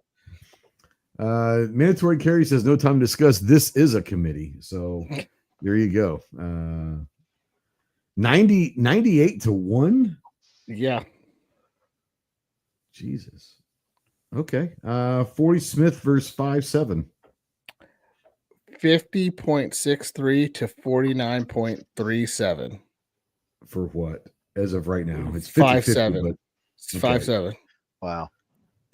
50-50? There's no way. Hold. It won't hold. There's no way that 40 competes with 5.7 in a real 40's world. gonna. There's that many morons out there that love their 40.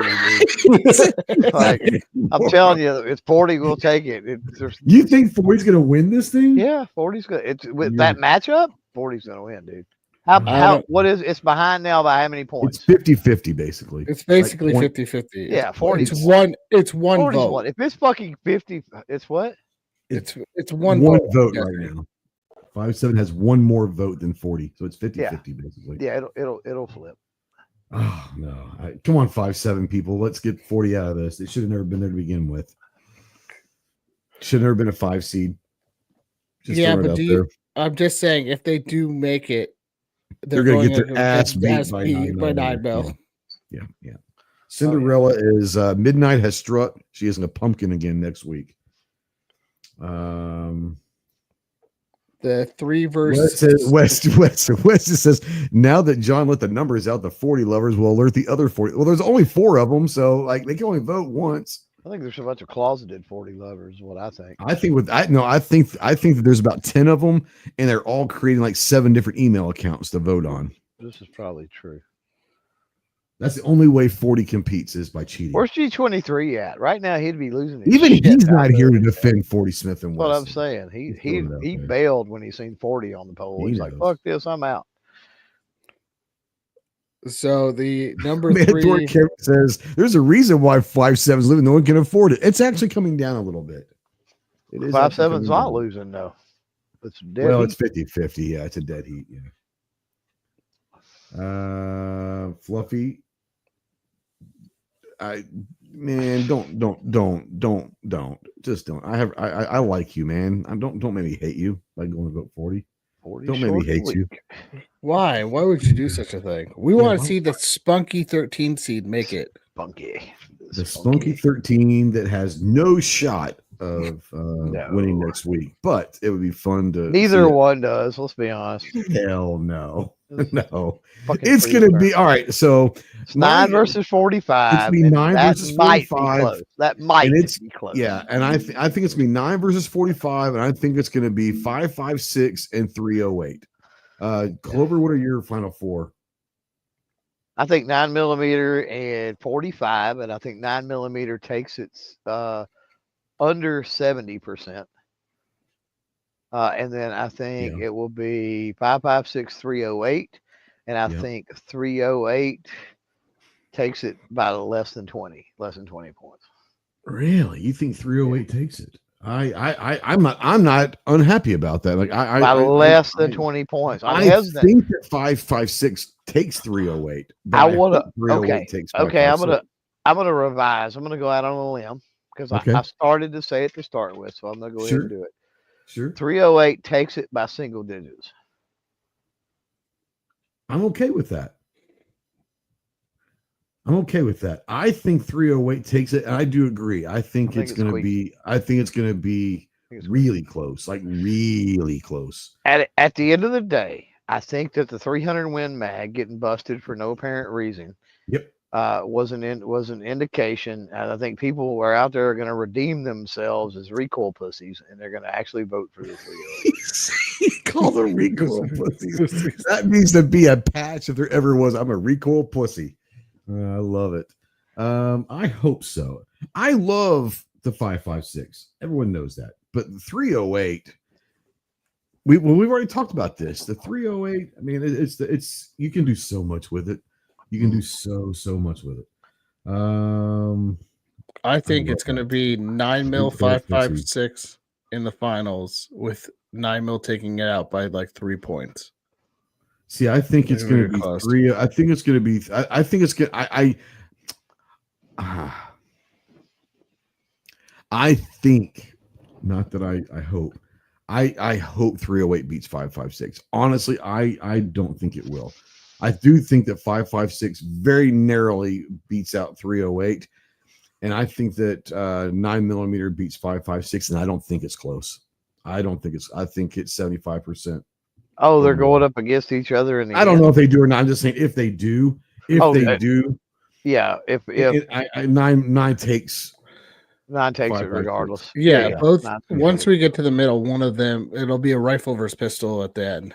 So whoever wins the rifle versus pistol. I think 9's going to take, even if it is 308, I think 9 still takes it. Yeah, it doesn't matter. Any other rifle, any of them, the 9mm is going to take it. Yeah. So let's dive into the numbers real quick one more time. Yeah, so let's do the last couple. 3 versus 6, 338 special versus 10mm. We're looking at 66-33 in favor of the 10mm. Heck yeah. That's fair. I think that gets bigger, honestly. I think so. And then the Battle of the Fuds, the 45 ACP versus 44 Mag is going to be close. 70-30 right now, with 45 ACP higher. winning. Yep.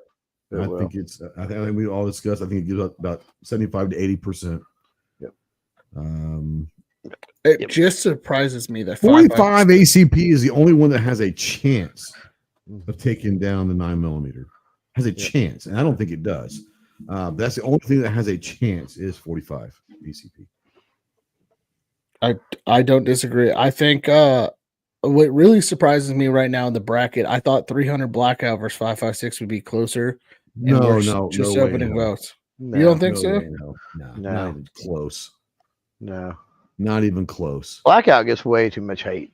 So no, there ain't no way. I think the only thing until it gets to the finals, I think 308 could beat 5.56. I don't think it does in the finals.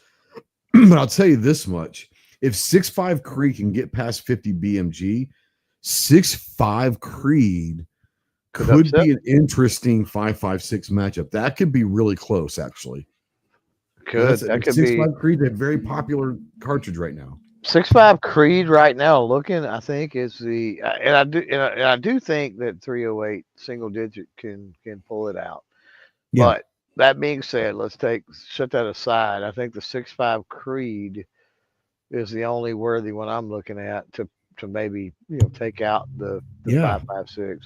It would be an upset. It would be an upset. It would probably be like a 52-48 type thing if it does. But then or 51-49 or something. That has the potential of creating 6.5 Creed versus 308. 308, which would be amazing, right? 6.5 Creed's only losing by 1% right now. I think 6.5 is going to end up beating the shit out of BMG. Not beat the shit, but it's going to be 65%, I think. It'll be double digits for sure. Yeah, I don't think BMG can hold it. What's the new Army rifle? A 6.5 variant? It's 6.8, and 6.8 got smoked by the 5.56 in the first round. What is it? A 6.8 by what? I don't know. That's a good question. I don't remember exactly what it is. I haven't even looked. New military. Is that SIG that created that one, or who created that one? Tridge 6.8. It is a 6.8 millimeter. 6.8 Remington SPC is what it is. And I'm trying to find. What? 6.8 SPC? That's been around. That's what's going by what this is saying here. The next generation weapon is a 6.8 millimeter round.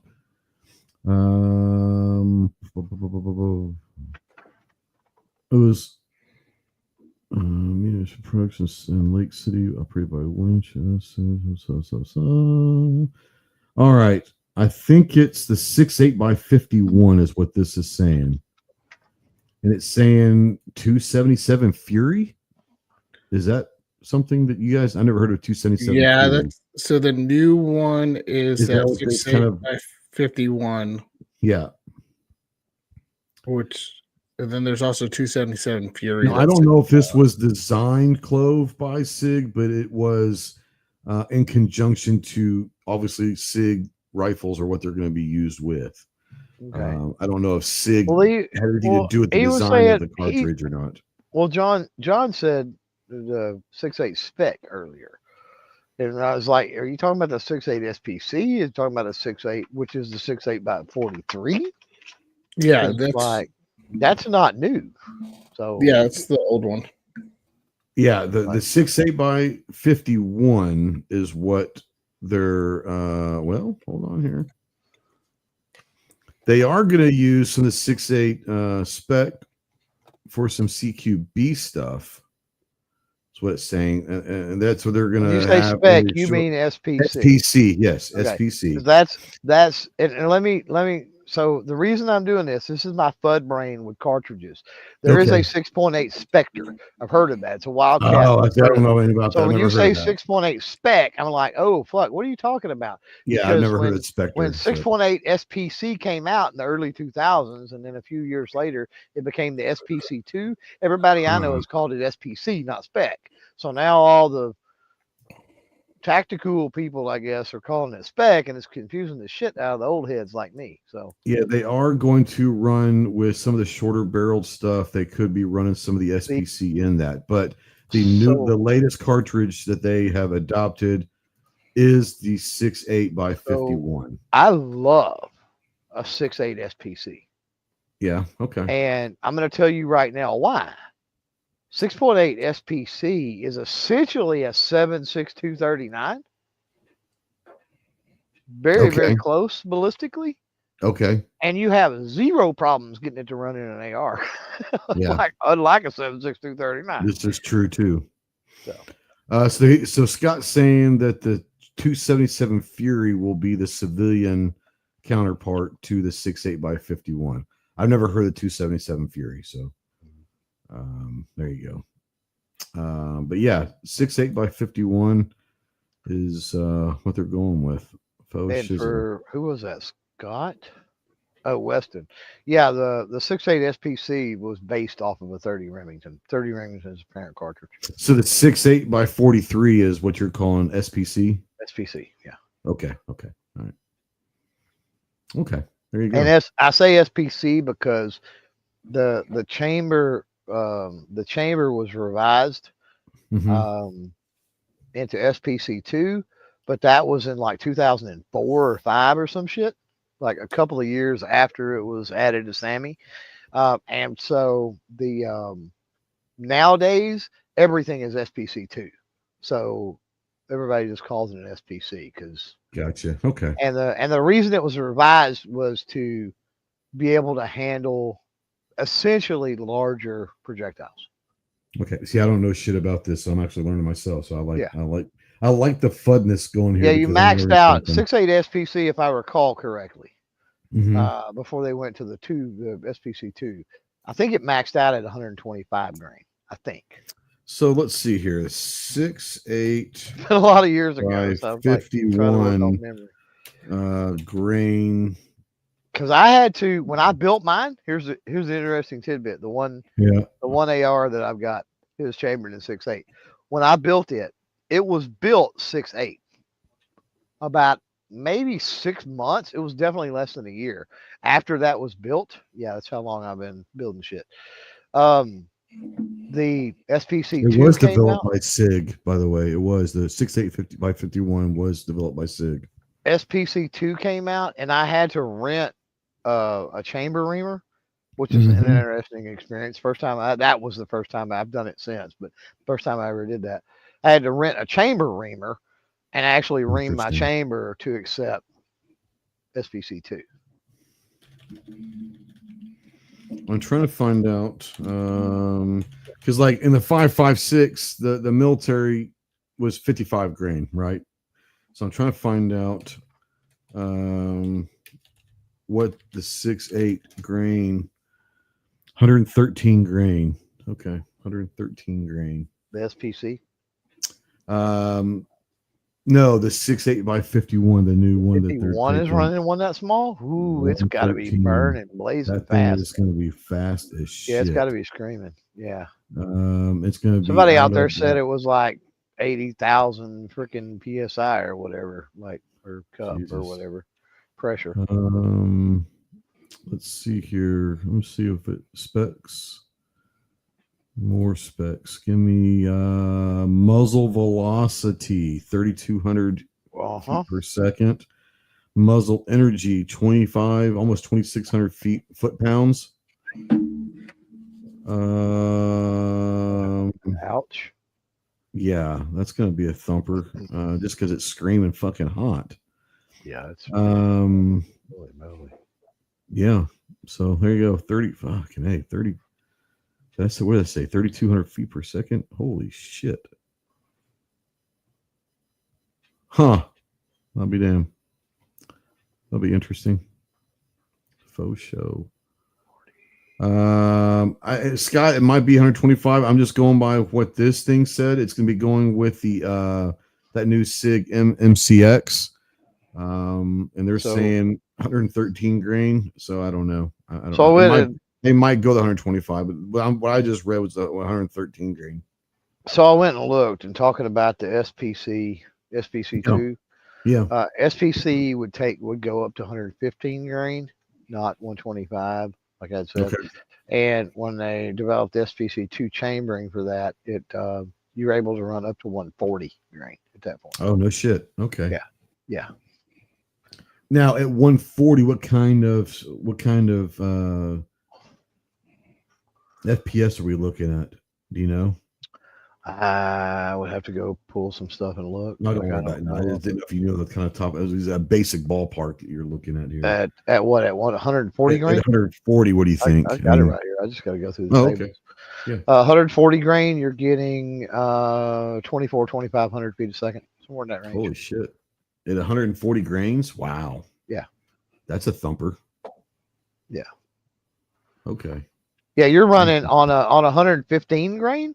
You're running, 2,900, and then if you drop down below the 100 grain or get more closer to that 100 grain threshold, you're well above 3,000 at that point. Okay. So the 6.8. Well, interesting enough, looking at that, the 6.8 SPC 2 running 3,200 at 113 grains, or the 6.8. The 6.8. What is that? 6.8. 6.8 by 51. The 6.843 is still running pretty comparable to that 6.851. Yeah. That's crazy. It's not that far off. So isn't that interesting to see? It is interesting. Like, why did they develop a whole new cartridge? Why didn't they just run the 6.8 SPC? I think that SIG wanted to do that so that they could build a rifle around it to make it to where they had to buy the rifle and the ammo together. Well, I mean, people have been doing that with wildcatting and stuff for years. Yeah. They'll just change a little bit on the neck angle, or a little bit on the throat or the lead, or the base, or just a little tweak on something, right? Yeah. And it's virtually identical to something else. Yeah. Wes is like I am. He's interesting. Now I know about 6.8. Yeah, I didn't know. The only thing I really knew about 6.8 is that was what the military was adopting. I didn't really know shit about the 6.8. I didn't know anything about the SPC. I didn't know anything about this 277 Fury, which is the civilian version of the 51. But yeah, I've learned a lot about it tonight just from listening because I didn't know shit about it. Yeah.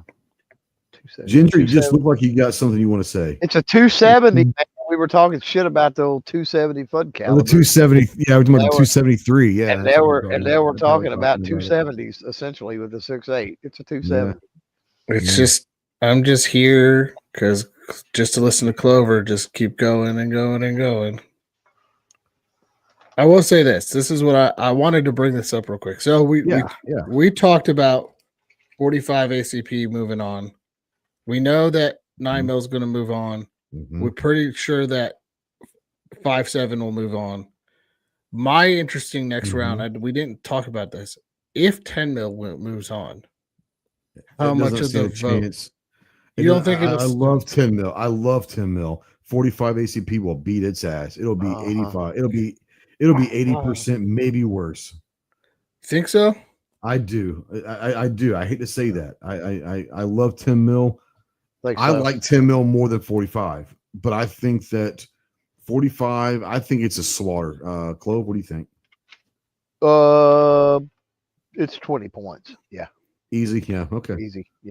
Now, I will say this, looking at the numbers, just sitting here looking at the numbers, 40, the top 3 winners from last week in number of vote percentage. 45 ACP got 90% of the 97% of the vote versus 32 auto. Okay. 10mm got 90% of the vote versus 30 super carry. Okay. And then 357 then 357 Magnum got 89. 9mm didn't even hit the top 3 for most voted on in the pistol character. Yeah, but what was the competitor to 9 again? 357 SIG, which should not have been a 16 seed. Should not have been a 16 seed. Yeah, that was go away. See, that's the thing. You got to look at the competitor. 357 SIG beats the 40 if it was up against the head-to-head. I think the 357 SIG beats 40 if it was. You know, if I put 357 SIG against 40, people would start bitching, and it would beat 40. It is a better. There's the only good thing about a 40 chambered gun is that it can be converted to a 357 SIG. I've been saying that for how long, Clover? Years. That is the only good thing about a 40 chambered gun is that it can be converted to 357 SIG. Yeah. Suck it. About as long as 40 has been dead, which has been years. For years. Next year we'll do a committee. Committee selection automatically. Trey's on the selection committee. We need to find. I think Clover needs to be, because he's going to bring some FUD knowledge to some of these calibers, especially on the rifle side. Clover, question for you. Oh, I talk too much. Fuck you. Fuck you too. At least he's honest. Were you surprised that 44 Special pulled so much of the vote against 40? Yeah, I don't know where. Me. Well, I think that shows how sucky 40 is more than anything. So no, it doesn't surprise me that much. Doesn't it? I don't understand why 44 Special was fucking even on there. Quite honestly. Thank you. Like, what can you even get aside from a Cobra Arms or a Charter Arms in 44 Special? My thing is this: anything in fucking 44 Magnum. Well, I understand that, but I mean, I'm talking about direct chambering. You can buy shit in 38 Special chambering nowadays, right? Yes, you can buy 357 to shoot 38. We all know that, but you can legit buy 38s out there all day, every day, right? Yeah.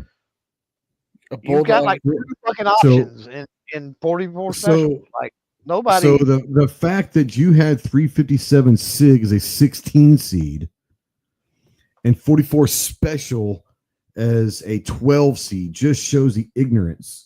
Well, let me ask you, what cartridges, because you've been here for both of these, Ghosts. Yeah. What cartridge would you stick into any slot if you dropped any of them? What at least one? Can you name at least one that should be on the pistol bracket? On the pistol? Yeah. Or either one, but yeah. Hold on. Oh, okay. Go ahead. I'm going to read off the pistol bracket because 350 Legend should be on the rifle bracket for sure. Okay, so pistol bracket for this year in top to bottom order for this, just because it's in front of me. 9mm, 357 SIG, 357 mag, 38 super, 40 Smith & Wesson, 44 special, 380 auto, 5.7, 10 mil, 30 super carry, 38 special, 50 AE, 44 mag, 22 LR, 45 ACP, 32 ACP. So to be honest with you, I can't think of one. There's 16 cartridges there, so I don't know if there should be one that should be added. But I could sit there and say that the fucking seatings were wrong. Well, at the end of the day, does the seatings matter? Yeah, because at this point, let's just take this one, okay? I truly believe that the 16 seed was a 357 SIG. I don't think it's a 16 seed. I think that 44 special could have easily been the 16 seed and it would have gotten slaughtered by the 9mm. The 12 seed at that point is, let's just say you flip those. A 12 seeded 357 SIG has a chance of beating 40 where it has no chance of beating 9. 44 special is not going to beat nothing. Might as well put that as a 16 seed and say, fuck it, sacrificial land to 9mm. 357 SIG as a 12 seed could have upset the 40 Smith & Wesson. That's just me. Well, on the rifle, where's the fuck is the 4570? There you go. 4570, 350 Legend, I think. As much as I love a 458 SOCOM, I think that could have not been on there, right? Okay. 22 mag, maybe not have been on there.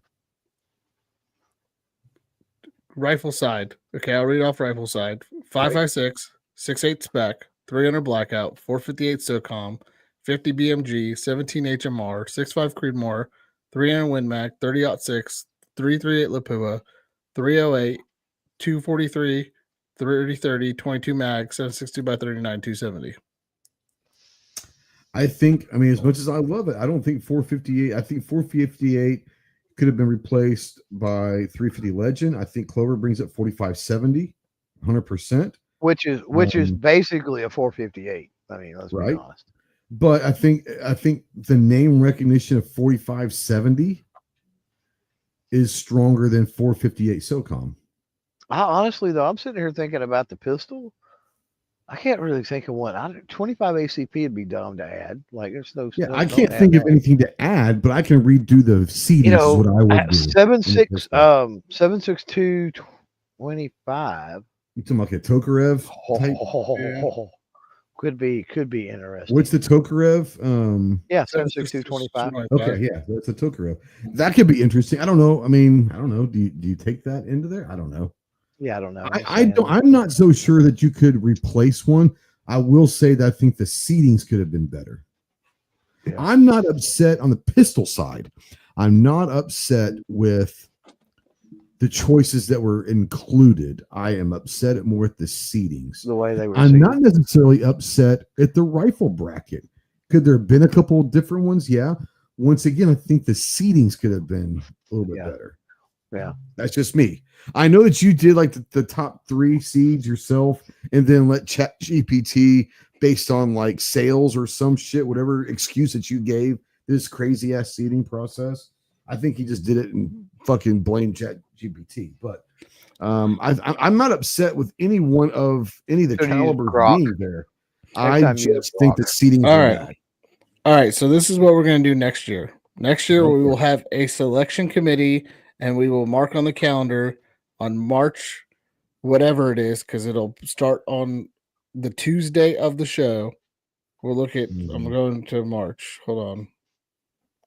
Tentatively, March. Kerry, I'd spend half my time bashing the 40. I think that the 40 Smith & Wesson belongs in the top 16 seeds. I sure as hell don't think it's a 5 seed. Just saying that. So we will do the announcement selection show. So the selection show will be, we'll get everything, all the calibers put together. We'll do a selection show in February, and the last Tuesday in February. I would say the second to last because I got to send it to our graphics guy to get it done. Okay, so I would say the 17th of February next year we will do the selection show, and then the bracket will go live March 2nd. G-Web says, does Ghost want his membership dues back from GOA based on the trauma inflicted by the seeding? Yes, I do. I want my money back from the GOA. Want my money back. It's long gone and been spent on lawsuits. Sorry. Yeah, well, or your travel expenses, one of the two. Probably some of my travel expenses. You're going to KC, that's where my money. You paid for Shelby and I to eat sushi on Saturday. I paid for your dinner in Kansas City. That's what I did. No, I think if I were to change anything, we were talking about this today.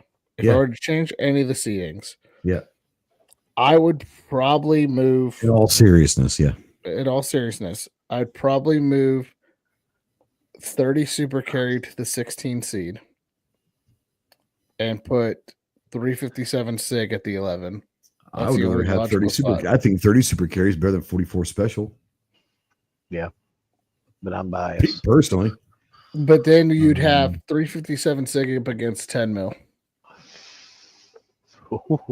Jesus. Or the other one we talked about was put 38 super in that 11 seed, 30 super carry in the 16 seed, and 357 sig going against 357 Magnum. It gets smoked. It gets smoked. I think I'm just saying because I wanted 357 sig to go head to head against 40. Because I think it would have beaten 40. I think so too, but I don't know if that's a tough one seating wise. Try to make it somewhat fair. Yeah. There was no one. I knew 45 ACP was going to blow it out of the water. I knew 9 mil was going to blow it out of the water. I'm surprised by 5.7, and I'm surprised that 22 didn't beat 44 mag. That surprised me. I really thought 22 was going to pull it off. There's a lot of closet haters with 22 out there for sure. Yeah, especially on the pistol side of things. Yeah. I think I'm not saying that it needed to be over there, but I think if 22 LR was on the rifle side, it could have upset somebody. What do you replace it with? That's the hard part. Coming up with what do you replace it with on the handgun cartridge? Yeah, no, I get it. No, I get it. 16 cartridges is a lot. Maybe that's where you throw the Tokarev in there. I don't know. And I'm not saying it should have been. I'm just saying that I think that 22 LR had a better chance of winning a battle on the rifle side than it did on the pistol side. Would you swap 22 mag and 22 LR? Bring 22 mag over to the pistol. Is there 22 mag in the pistol side of things? I don't know. Yeah. I'm not a big 22 mag guy, so I don't even know. Not nearly as many as 22 LRs, but yeah, for sure. So let me ask you this: the 22 King, would you trade, Clover, the 22 mag? Would you swap 22 mag and 22 LR for bracket sides, or are you happy with where they are as far as 22 LR being a pistol, mag being on the rifle? I think I would swap. Would you? And the reason I think I would swap is I think if you're talking about pistol and I think a lot of people, they go immediately to the whole self-defense aspect of that. Sure. And I think that 22 Magnum, I hear way more talk about 22 Magnum self-defense than 22 long rifle. I think that's fair. Most people understand it is not optimal. Hey, if you carry it, great for you. You got something. But Magnum is going to feel a lot better. And then conversely, I mean, just look at the amount of 22 rifles that's out there, and everything else. Just say the 10-22. Shit hits the fan scenario. Blah blah blah blah blah. For a rifle, I mean, 22 is arguably the best one to have because you can have a fuck ton of ammo and a takedown 22 rifle and beat your family now to cycles all the time. To the day you die. You know what I mean? Like, it's seriously, as long as you keep the ammo dry, I guess. Scott, that's really hard to take the top 4 from the list and add new ones. There's not as many handgun cartridges. On the pistol side, on the pistol side, that's brutal. Like I was gonna say, we're sitting here trying to think of more than 16. Like if we took one out of the pistol, what we had it with? I mean, the only thing we came up with was a Tokarev, right? Tokarev, Makarov, and Makarov, maybe, but I mean, we're talking 25. But that's what we're talking about. Makarov is basically a 380. 327 Federal. Once again, all of those get their asses beat in a bracket. I knew Clover would go ooh on that one. Yeah, but I'm saying, but they get their asses beat in a Yeah, they bracket. would. You and They I would. both know that. Oh yeah. If you would have brought 44, if you would have switched, I'm sorry, if you would have switched 22 Magnum and 22 LR, 22 Magnum would have gone up against 44 Magnum in the first round. That could have been interesting. 45 Colt was not in there anywhere. 45 long Colts. Oh yeah. Yeah. Oh, that could be interesting. What? 45 long Colt? Mm-hmm. 45 long Colt wasn't in there. I mean, you could think of 44 Russian, but nobody uses that anymore. I'm trying to think of 4440, but that's nobody knows that. now if Taurus. What about a ever brings- 22 250? Where would you get? Would you guys? Where do y'all stand on 22 250? I would Is that say something that should have that could have don't been. belong. It if doesn't 20 belong. Okay, I was just throwing it out there. No, I that's did- 8 or whatever, 16. or No, I whatever it is. did. No, I did okay. have 22 250 in there originally, but I replaced it with 17 HMR. Okay, I mean, So that's 22 fair. And I 250 was think of the two, I would agree with that decision.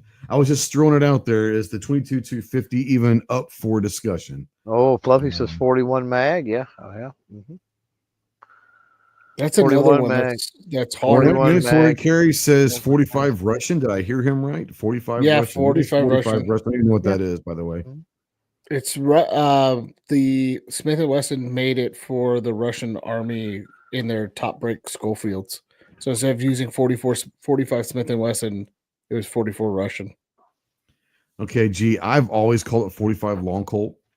I get most people call it 45 Colt. But he says if you call it 45 Colt long, then you should call it 9mm short. That's fair. That's fair. I've said 45 I've- Colt. So, Yeah. like, just to be I clear. know. I've always called it long Colt. So, So Weston brought up an interesting one: 7.62 by 38R, which is the Nagant cartridge. is that the Nagant? That could be Yeah. interesting. The uncircumcised The cartridge. uncircumcised cartridge. See, that's the thing though. What about 303? Let's go British. I mean, there's a lot of fucking British in the history of the world. That was I mean, I'm just saying. I don't think it belongs, but Dude, what's that Yeah. handgun cartridge? The man, is it Czech or whatever? That's the, what am I thinking? You swap it out with the 9mm, but it's that big, huge honking. You know what I'm talking about? I have no idea what you're talking I know about. Pincus did some work with it all at one time. Pincus. Oh, the 7. The Oh, you're talking 7.5 about that. FK. The FK Bruno thing. Yeah. Yeah, the FK Bruno. Yeah, That would be- I forgot that would about be that. interesting. That'd be interesting. I forgot about that shit. Yeah. That one Is would it, be is it a top interesting. 16 though? I mean, no. I mean, That's the problem with coming up with the top 16 of these. It's harder than you think. 'cause Well, you're thinking there pistol was side. no 500 Smith and Wesson, correct? That there was was another one. There was no 460 There is no Smith yeah. and Wesson. There was There is no no 454 Casull. 454 Casull. Yeah, that could have been interesting. The 454. Ooh, you know what? If you were going to drop one, I think, honest to God, I didn't think about 454 Casull would have been a legitimate shot, a legitimate replacement. I Put it that way. think if we I drop never thought about anything, the Casull. I like that. What were we saying? I think if we drop anything, if we would drop 30 super carry, it would be 500 Magnum. 500 Magnum should have made the list, but then 50 AE. It was like, what do I need? 250 caliber handgun cartridges? No.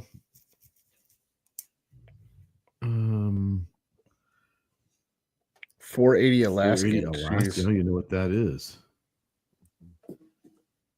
480 Alaskan. You should have put 224 Valkyrie on the rifle. Just saying. No, And watch that just get destroyed. destroyed. Man, put the It gyro jet wouldn't in make there. it 5 seconds. Put the gyro jet in there and just be done with it. Gyro jet. Next Wow. next year's bracket, dead calibers. Well, number 1 seed, 45 We should, honest to God, we should do like the legitimate pistol and rifle, and then for fun, just like Shit, the nobody crazy knows ass, about. like nobody, like the crazy shit Yeah. that people, just like obscure calibers like pistol or 455 rifle Webley. doesn't matter. Yeah. Like 455 Webley and 458 maximum and So G does bring up a point. He says the math does add up. 250 caliber options equals 100%. That It that's does fair. add up, G. That's fair. Right. That's fair. Right. Yeah. All right. No, I think next year we'll do 4 brackets of 16 seeds, and so that way rifle, because there's enough rifle cartridges to go around. That's not the one that is hard. It's the pistol cartridges, and then we'll do the bottom one will be dead pistol cartridges, and we'll put 40. Go 8. I think you go 8 on those bottom ones because I think that it just is. When you're at 32, Yeah.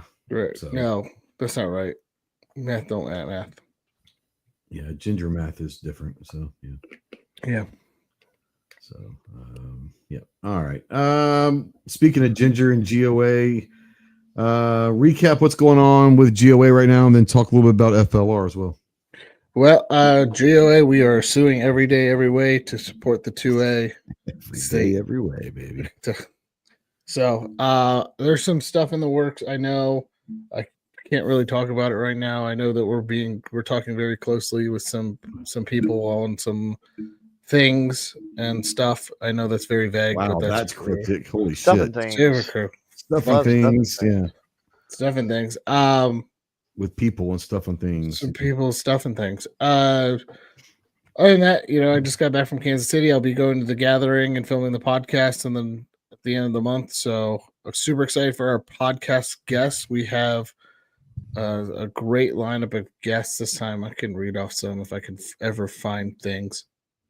It's somewhere in the very. They're just people. It's they're people talking stuff and things. Stuff and things. I know Crate Tactical. We got a promotion going on with Crate Tactical right now. If you go buy stuff from Crate, what is it? I think there's a coupon code. I gotta find the coupon code. We just started this promotion today. It's a coupon. So I did a coupon. I believe it's a coupon. A coupon. Nice. Crate Tactical. Here we go. Let me open up this file. Coupon for the tampon? Yeah. All the coupons. All the coupons for the tampons? Let's see. So limited availability there's a GOA member sale with Crate. We'll be sending out an email about this too, but we will have some up to like 50% off for GOA members exclusive using the code GOA VIP at checkout. So if you use code GOA VIP at Crate Tactical, you'll get a discount on their pocket knife, on the OTF knives only. So okay. There you go. Check that out. It's only on all the core Crate Tactical OTF knives that'll be available. So that starts today. So GOA VIP. Use that coupon code, get yourself some stuff. There will be money going back to GOA with that. So super pumped for that. And then FLR, we should have our Bodyguard 2.0 video coming out here hopefully this weekend. Super pumped about that video. So check out FLR Fully Loaded Reviews for all your awesome 28-minute long videos. Awesome. Okay. Yeah. 17-minute shorts. Yes. If you like 17-minute shorts, that's where you want to go. Yeah. Glad you made it home safely. Yeah. So am I. Yeah. So is my wife. Yeah, she's she's freaking out now with all the plane travels and all the stuff. So you know what? I don't blame her. What it is. Yeah. Bitch boy, you started the podcast season already, haven't you? I did, man. We've had Gunner Optics and said Ed with Gunner Optics and Tony with SAR USA. Tomorrow is Jared with Nutra Authority. So that'll be a little bit different because that'll be like health. What is this? Yeah, I was gonna say what is like it? Yeah. Workout supplements, minerals, vitamins, mineral things, stuff. Yeah, they were at SugarCon, I think this last year. Okay. I've used a little bit of their stuff. My wife has used a lot of it. So Yeah. She knows You more like about it? all that health stuff than me. Well, it's supposed to do some good, and the stuff I've done don't taste like shit. So yeah, That's the first thing. If it doesn't taste you know like what I shit, mean. you may use it. But pre-workout, post-workout, Mhm. hydration stuff, that Sure. type of thing. They even Nice. have gummy worms. They have them in gummy worm form. Really? I knew that'd get your attention. I like gummies for a lot of reasons. So, but Uh, yeah, they got the awesome. And powders that's and the tomorrow. gummy You worms. said what time tomorrow? Do you know? 3 Eastern, I think.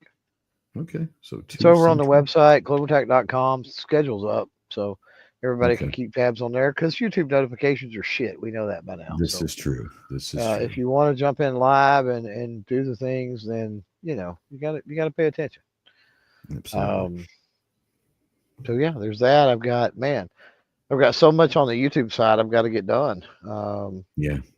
I got work with the obviously that SAR9 Sport. Gonna do some stuff with that VP9. I'm gonna play around with those magazines. Got more stuff coming in and stacking up. So Yeah. and before you know it, it's NRAM and Hot Then Atlanta. it's stuff and things. Just bunch of Yes, stuff and stuff things. and things. Yeah. Ginger, Scott wants to know state of the second update on that. Yeah, so we I just know had you're recording a bunch of stuff coming up here in the next month or so. Yeah, we're recording a ton of stuff coming up in the next month. The last week's episode was with Cox Arms, Michael Cox. Michael Cox, my Michael homie. Cox. And the week before that was with Dave, Sexy Dave, the man, the myth, the legend from High Point. Dave doesn't live here anymore. Dave doesn't live here. And then the week before that was with Ton Jones. So if you want to see some spicy Hollywood Tom takes, Jones, is nothing. Ton. Oh, Ton. Oh, Ton. Never mind. Yeah. Okay. If you want to see some Tom Jones, I was like, holy shit, I was doing the Carlton here. So if you want to see some cool or hear some bad talking to Hollywood, Ton, who was in Hollywood, really smacked the shit out of him in that one. And then the High Point episode was hilarious. Dave's a funny guy. Dave's awesome. Dave is a great guy. And Michael says some really spicy things in his take. So watch those episodes. They are live on Rumble right now, and as well as on the State of the Second YouTube page. And then we will be, I don't know who this week's episode is because I haven't gotten any edits for this week's episode, which I may have not looked at too. That could be an issue. Could be a me issue. It's probably in your inbox. It's with Alex Costa from A&R Designs this week. There you go. Well, there you go, folks. Go check that. Stay the second podcast. Go check out the CloverTech podcast. Please do not go and search for the Armed Citizen podcast. It is not worth it. It's a bad podcast. The only thing that people look forward to is hearing Clover's voice and Ginger's voice and Kyle and Chris. I think that if I was just here to push go live and left, I think it'd be more successful. So I love it. Especially right now. I've been so fucking crazy at work, which is awesome. But I've enjoyed the last few weeks doing the podcast because it's given me time to talk to my boys. I don't get to talk to my boys as much during the day as I used to. So that's what it is. But yeah, it's good. Thank you guys for watching. And if you're here in the live chat, as always, you guys are awesome. I love you guys. Thanks for always keeping the live chat going. If you're watching this in replay or listening to it in podcast form, we do, once again, invite you to join the live studio audience every Tuesday at 7 Central on our YouTube channel, Ghost Tactical. Get to the range. Be more proficient with your firearms. Stay in tune with everything going on in the local, state, and federal, all the two-way issues. More importantly, enjoy your freedoms of being American, one of which is to keep and bear arms. We will see you next week. Semper Fidelis.